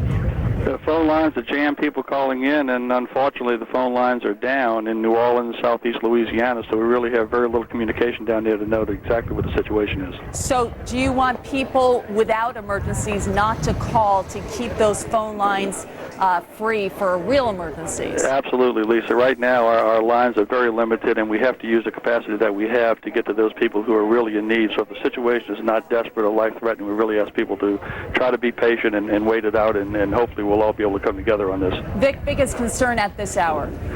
Biggest concern at this hour, I think, Lisa, is going into a tomorrow that we don't know what it's going to present, in all honesty. New Orleans and southeast Louisiana have been terribly hit by hard hit by the storm. We're seeing some of the video on national coverage that you all have been carrying and others have been carrying. And that's about as much as we know, quite honestly, because the conditions down there have not been such where anybody can get out and really assess the issue. Vic, is there a plan in place for the recovery to begin? Absolutely. That's what we've been spending our time here today doing. The American Red Cross, the State Office of Homeland Security, Wildlife and Fisheries, various resources of the state are all putting themselves together to figure out what's the best way to go in there, assess the damage, save those people who are caught in the storm, and begin to try to help that part of the state recover. Talk about a timeline to me. How soon will folks affected by Katrina see some sort of needed supplies like food and medical aid and water? We'll be bringing those type of things in tomorrow. We are staged, the American Red Cross right now is staged with, we have some 166 of our emergency response vehicles ready to go in there that could each can serve 5,000 meals a day. We have kitchens going in that can serve up to 20,000 meals a day. And so we're prepared right now we've been staging up our resources in other parts of Louisiana, Texas, and Arkansas, waiting until the storm passed through so we knew where the most hardest hit areas were, that we can move in immediately behind the storm and begin to help those in need. Well, it goes without saying that in terms of logistics, this will be a challenge, but we know that you're up for it. Vic Howell, thanks so much. Best of luck. Hope the plan goes smoothly. Thank you, Lisa, and I'm sure you've heard it said before, but we're looking at this as being probably the single largest natural disaster the American Red Cross has ever responded to, so keep us in your prayers. We appreciate it. We absolutely will, and so will the country. Thanks so much, Vic. And coming up, we're going to talk to a congressman from Louisiana, get the latest on the effort to get the power back on across the hardest hit areas. We'll be right back.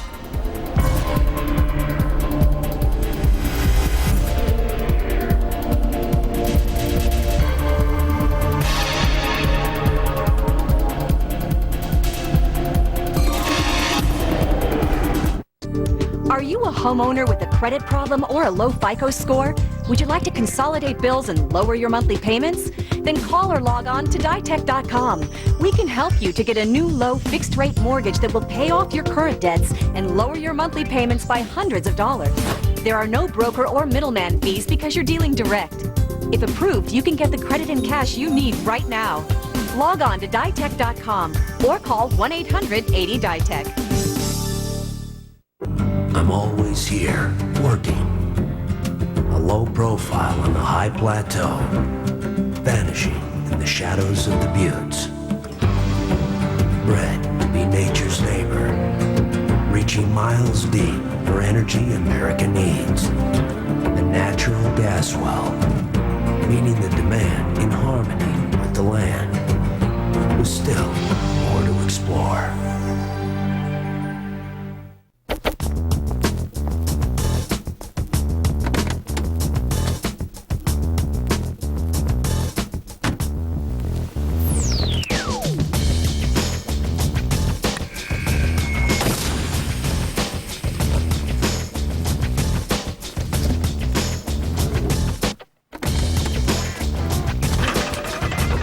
You wish you could do in real life.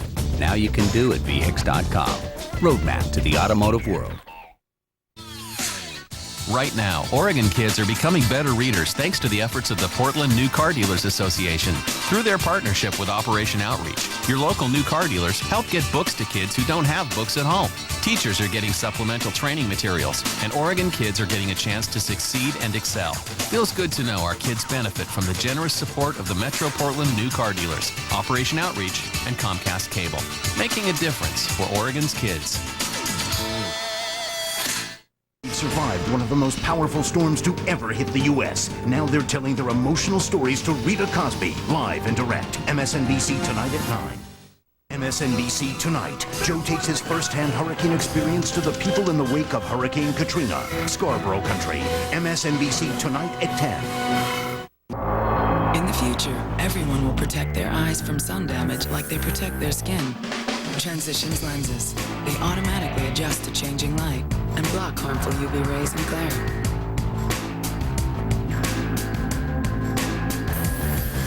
So don't wait until tomorrow. The danger is here today, and so is the protection. Ask your eye care professional about Transitions lenses. Transitions, available at Sears Optical. My new grandson. He should always feel safe in my hands, arthritis pain or not. But these days, it's hard to know where to turn for relief of arthritis pain. So I talked to my doctor, and he recommended Advil. Even after 20 years, nothing has been proven more effective on tough pain. Not Tylenol, not Aleve. And it's gentle on my stomach. I trust Advil. Advil for arthritis pain. Fast, strong, trusted. MSNBC Up to the Minute is brought to you by Advil Arthritis, strong, trusted pain relief. Coming up, Hurricane Katrina moving inland after slamming ashore in Louisiana and Mississippi, leaving a dangerous mess in its wake.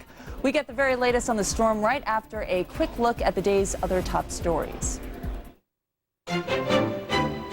Hi everyone, I'm Melissa Rayberger, and here's what's happening in Iraq. Thousands of Sunni Arabs took to the streets in Saddam's hometown of Tikrit today to protest the country's proposed constitution. The draft document was completed yesterday with the backing of Shiites and Kurds. It will face a nationwide referendum on October 15. Supreme Court nominee John Roberts met for a second time today with top Democrat on the Senate Judiciary Committee. Vermont Senator Patrick Leahy told Roberts to expect questions during his confirmation hearings next week about the Bush administration's view on the torture of prisoners. Also today, newly released documents show Roberts pushed the Reagan-era Justice Department to get its conservative policies enacted into law. 6 people have pleaded guilty in connection to the sale of phony yellow Livestrong wristbands. The actual bracelets are sold to support cyclist Lance Armstrong's Cancer Foundation. New York's Attorney General says the makers of the fakes have agreed to turn over almost $112,000 to Armstrong's foundation. That's all for now. Back to the Abrams Report special coverage.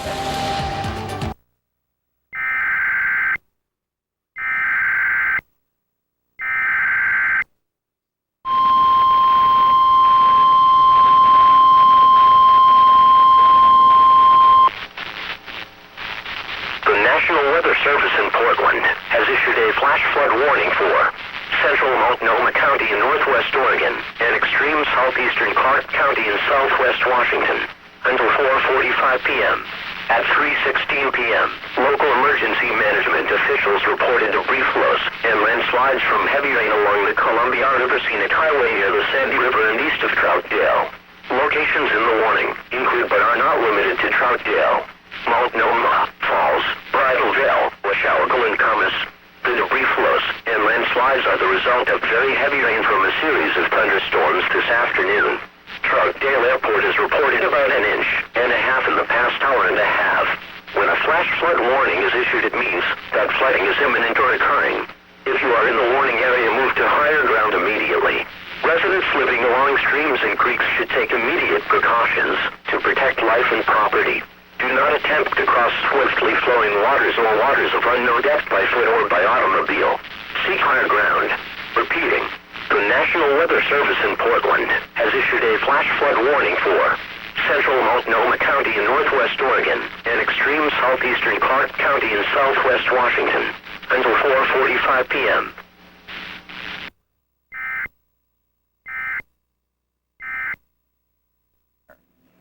Well, that's true. And in North Louisiana, we have several places open where we're taking care of refugees. I want to commend the Red Cross. They've done an outstanding job. They're feeding those that need help and sleeping those that need a place to stay. So we're encouraging them to stay and utilize the resources that we have available to them and wait to go back home until we know that it's safe. Talk to me about the levees. Is a breach still a big concern?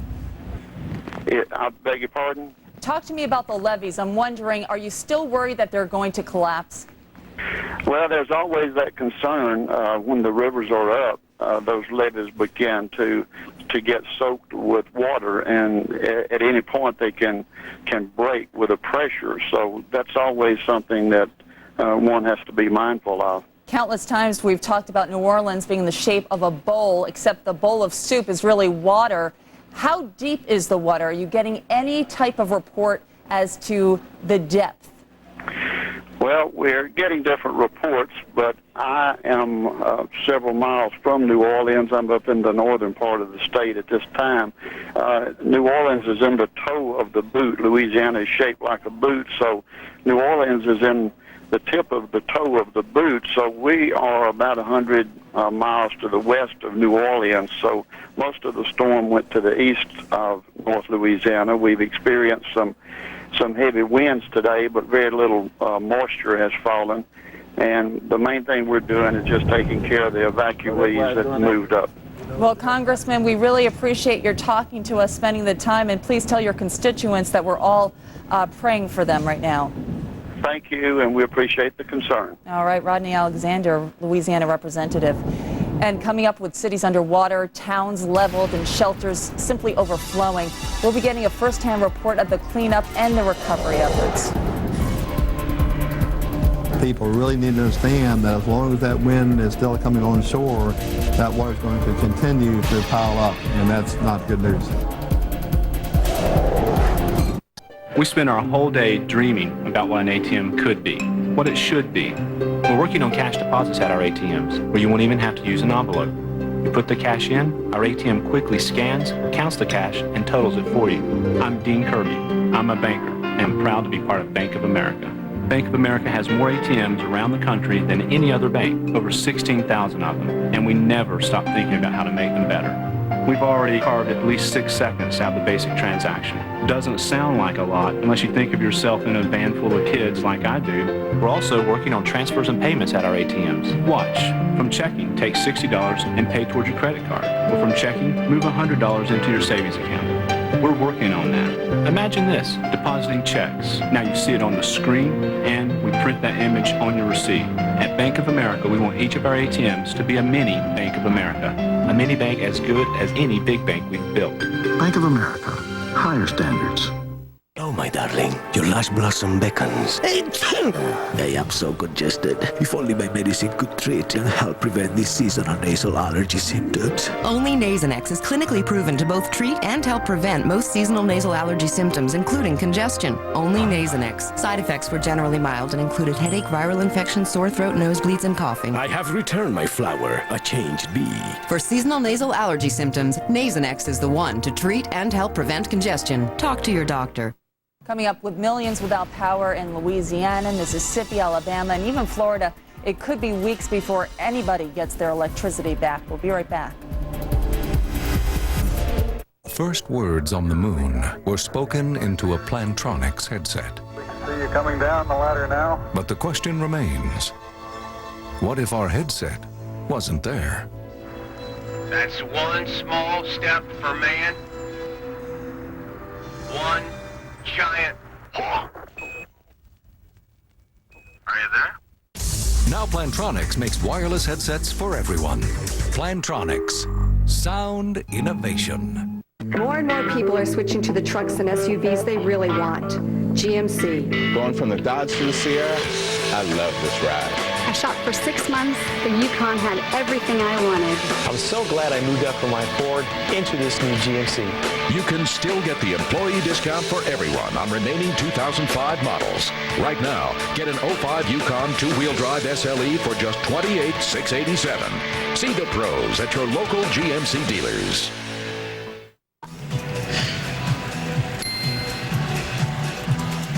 Hi, I'm a snack fairy. Great. Here to bring back the joy of snacking with 100 calorie packs. Ooh, does that say Oreo? Yeah, you can eat the whole bag.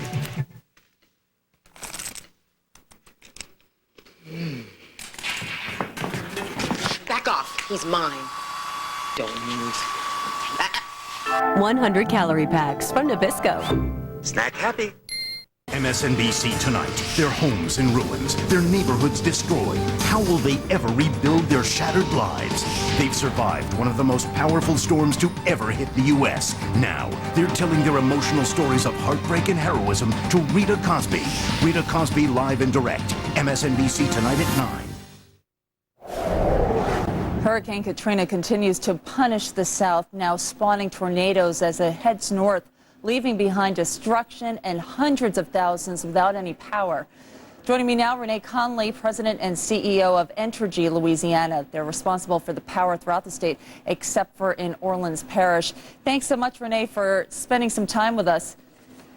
Hi. Hi, give us an approximate number of people without any power in your area right now. Can you do it? Yeah, right now we have about 1 million customers without power between southeast Louisiana and Mississippi. Is that pretty much what you expected?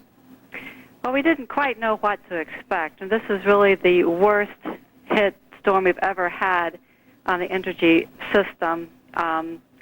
We had a storm earlier this year, Cindy, that had about 270,000 customers without power, and that was the most we'd ever had out on our system. And so when you're looking at almost 1 million customers, it's pretty devastating to the area. The scale is so large, it's almost hard to fathom. When do you think the process of getting that electricity back to people will begin?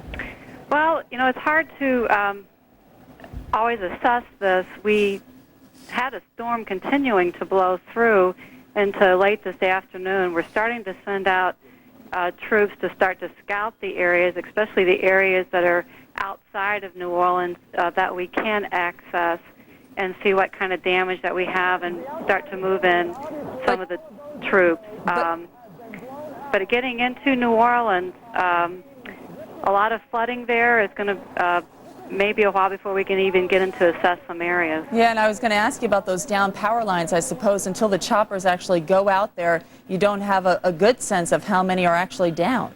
Yeah, we'll start flying our lines. A lot of the transmission lines are already begin to fly tomorrow. And again, starting to look at the areas outside of New Orleans that we can get to safely. And I always want to emphasize safety. That's our number one issue. Make sure our employees and those that are here to help us are safe as we go about this restoration, because it is very dangerous.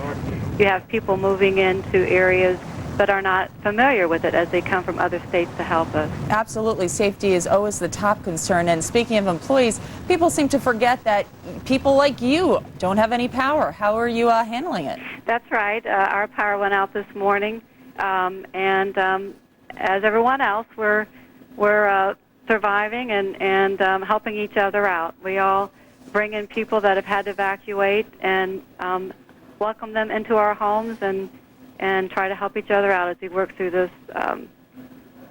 horrific event that's happened here in Louisiana. Well, if there's any good side to a hurricane, it's only that it's remarkable how neighbors help neighbors.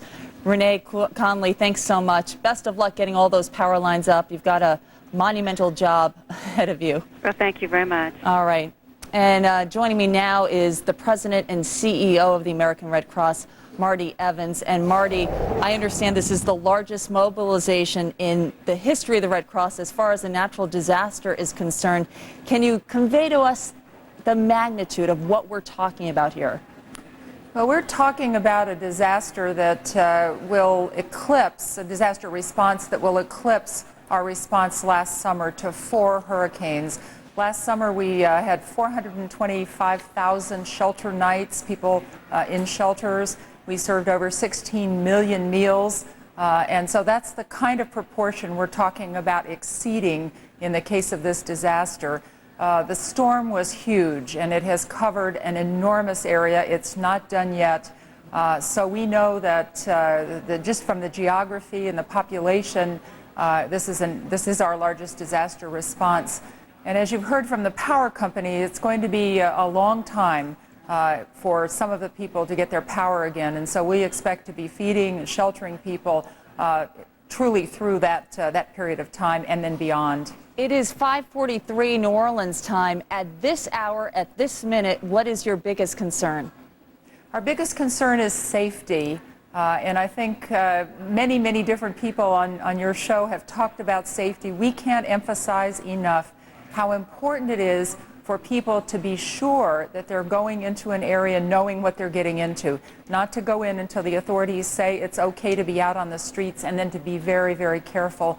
The other thing we're concerned about is people come back into the area and they find out that their home is significantly damaged or worse.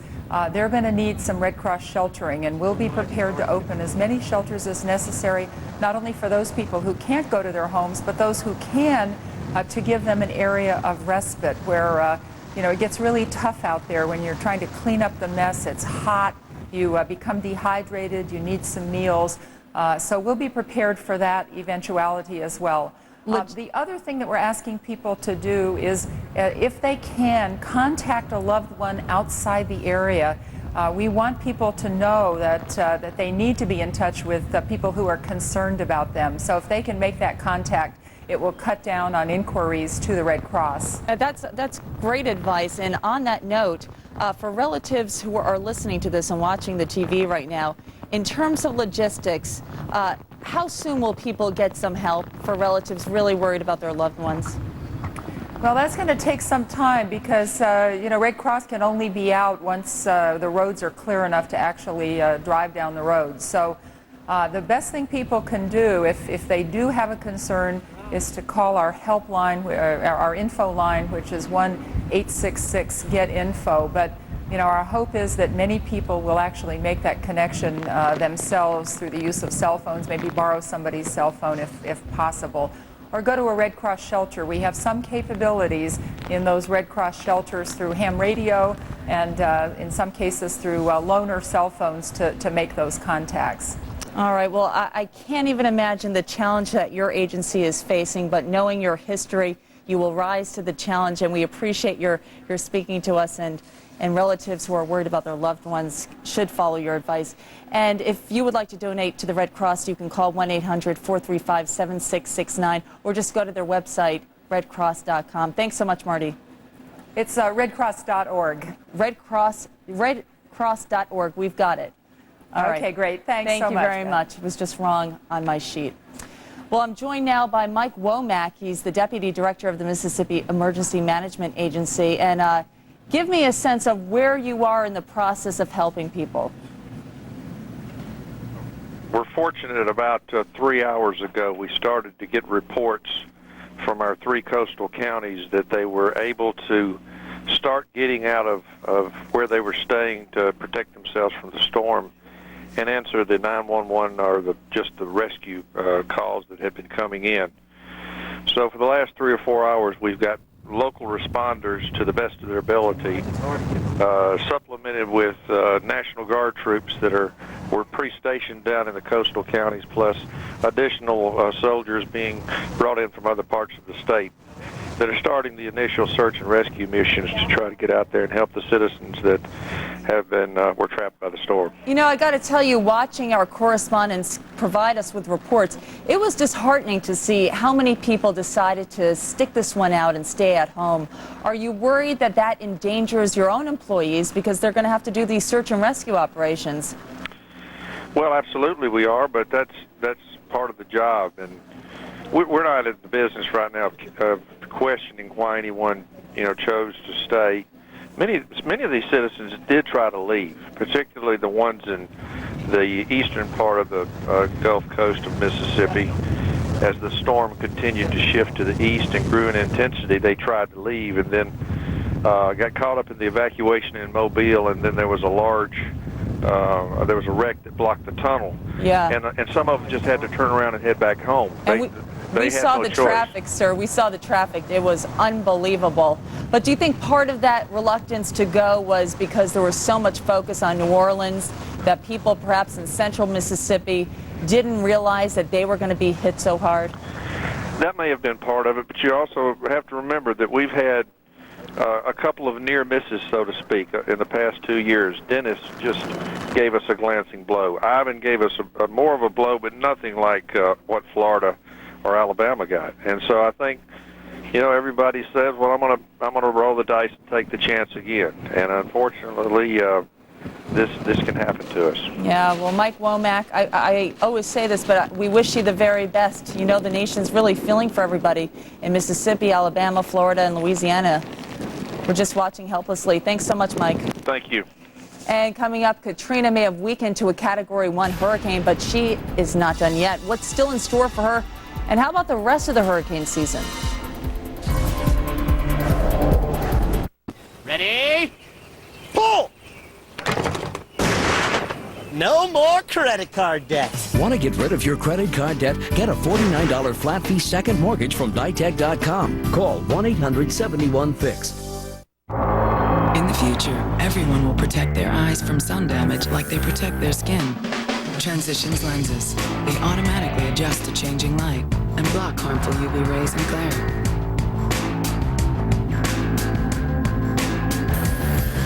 So don't wait until tomorrow.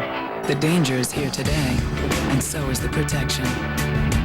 Ask your eye care professional about Transitions lenses.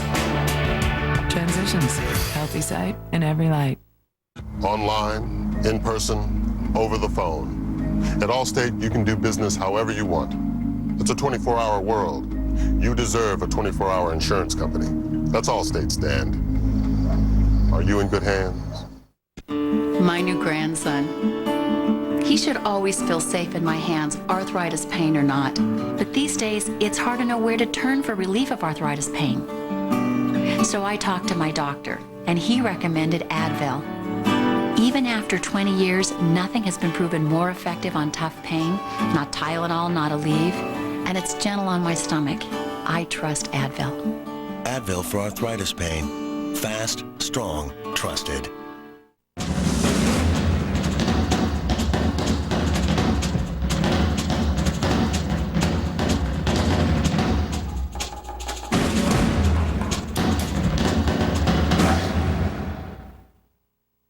You've already achieved the American dream. But are there any more dreams in the family?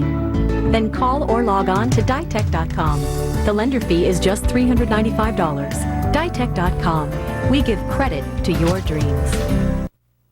Let Empire Glass replace your cracked windshield, and we'll give you 24 free dinners to Sherry's Restaurants, where you'll enjoy great food and delicious pies all day, every day, and we offer free mobile service to your home or office. So for the highest quality windshields and 24 free dinners to Sherry's, call Empire Glass today at 503-251-9881. And remember, when you think glass, think Empire. It has 50,000 mouths, 200 legs, one hairy arm, and an overpowering urge to destroy the Pac-10. The green monster of Autzen Stadium. Get your tickets now. It's gonna be a monster season. Chris Matthews is not just about politics. Now, if it's in the news, it's fair game. Hardball with Chris Matthews. Next, only on MSNBC. MSNBC Tonight. Their homes in ruins. Their neighborhoods destroyed. How will they ever rebuild their shattered lives? They've survived one of the most powerful storms to ever hit the U.S. Now, they're telling their emotional stories of heartbreak and heroism to Rita Cosby. Rita Cosby live and direct. MSNBC Tonight at 9. And we're continuing our coverage of Hurricane Katrina, which ripped into the Gulf Coast today, battering coastal cities in Louisiana, Mississippi, and Alabama. It's the 11th named storm this hurricane season. And joining me now to talk about what's ahead for the rest of the season is David Johnson, director of NOAA's National Weather Service. And David, I've got to ask you, I almost hesitate to ask you what we're in store for. It's unprecedented to have 11 named storms like this. Yes, Lisa, we first gave the outlook back in 16th of May and said this was going to be an above average season. And then on the 2nd of August, we updated it and said we should be able to expect about 18 to 21 named storms this season. And that's a significant season, well above average. Give me a headline as to why this has happened. I know you can't go into all the details, but why? Well, the environmental effects are just aligned with about a 95% confidence level. You have the sea surface temperatures nice and warm. You have enough wind to move the storms off of the source zone just off of Africa towards the United States, but you don't have too much wind. If you have too much wind, it starts to tear them apart. And then you have a decadal signal that started in about 1995, and since 95 we've had above average seasons, and we expect it to be that way for another couple of years. So. You know, your hearts just go out to all the people from Pensacola all the way to even Texas. For people trying to make decisions on where to live and where to relocate it, if it comes to that, do you think it's going to be closer to 18 or closer to your higher number there in the 20s? I think we're in for an above average season, and I would bet on about 20 storms, named storms this season, with a proportionate amount of hurricanes. And are those? And that will pertain for the next several years. I was going to ask you, are the hurricanes going to look a lot like Katrina, which are monsters in both size and force? Well, we expect significant number of major hurricanes associated with it, but if you've noticed, the accuracy on the storm tracks has been pretty good this season, and as well as last season. Yeah, and Max Mayfield from the National Hurricane Center said at least the models were accurate. It's just very helpless to watch people and not be able to help them. David Johnson, thanks so much. Appreciate your insights. Well, you're welcome, Lisa. Happy to help. All right, and coming up, one last look at the wrath of Hurricane Katrina.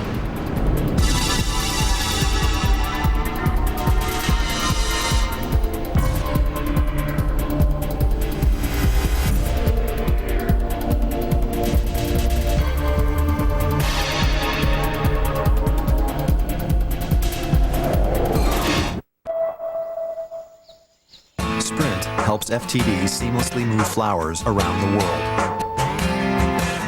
And the PGA of America wirelessly connect people to their offices. And HP save millions by increasing productivity. Sprint helps 95% of the Fortune 1000 on its own wireless and wireline networks. With Sprint, business is beautiful. Learn more at sprint.com. More and more people are switching to the trucks and SUVs they really want.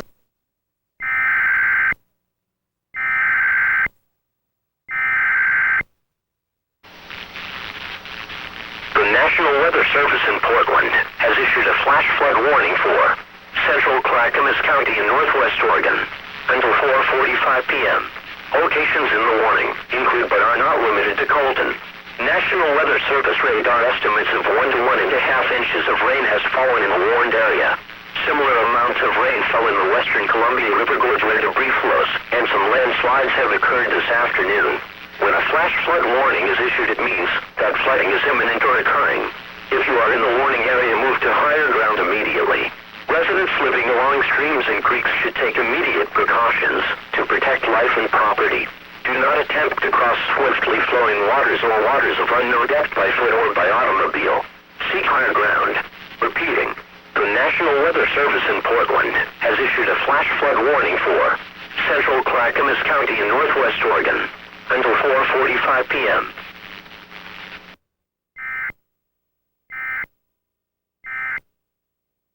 Energized and healthy and happy. Don't be confused by our noisy competitors. This little one needs a new filter every 2 months. And even if they look the same, you could be throwing your money away if you get tricked into buying a cheap imitation. If it doesn't say sharper image, it's not a real Ionic Breeze with patented Xenon technology to clean and circulate your air with no fans, no filters, silently. Maintenance is easy. Just wipe off the collection grid and slip it back in. I've tried every air purifier on the market today, and there's only one that meets everyone's needs, and that's the Ionic Breeze. Order today and we'll give you a $69 bathroom Ionic Breeze. This powerful compact helps bathrooms smell fresh and clean 24 hours a day. We'll also give you a $39 car Ionic Breeze for cleaner air wherever you go. Try the Ionic Breeze Quadra for 60 days, and if you don't love it, send it back. But keep the bathroom and the car Ionic Breezes, over a $100 value as a free gift. Call now and get a free 5-year replacement guarantee and ask about free shipping. Call 1-800-400-1079. That's 1-800-400-1079. Hurricane Katrina. Turn to MSNBC's meteorologist, Sean McLaughlin. Live reports from the scene and up-to-the-minute tracking from the MSNBC Weather Center. And we wrap up this hour with a look back at some of the sights and sounds from Katrina today, and the authorities doing their best to help those in Katrina's path. So have you ridden out other hurricanes? Yes, but it wasn't nothing like this one. We heard all the noises and the winds. Kind of like got some trees broke off in the backyard and stuff. The preservation of life and limb continues to be the first priority. We've got to get the winds down, and we don't have vehicles that can travel on roads that got 4 feet of water on them. It's just hard. I wouldn't do it again. I wouldn't stay home. The ceiling up there, water through the windows. Our ceiling fell out in our house. You know, they got stuff that came off our roof. You know, the window panes and broke up in there. I ain't never been through nothing like this. I used to live in Pennsylvania, so I'm not used to nothing like this. So I'm a little nervous. We're asking that you please stay home, stay where you are, stay safe. There is not much that anybody can do during this time. Tree limbs is all over the place.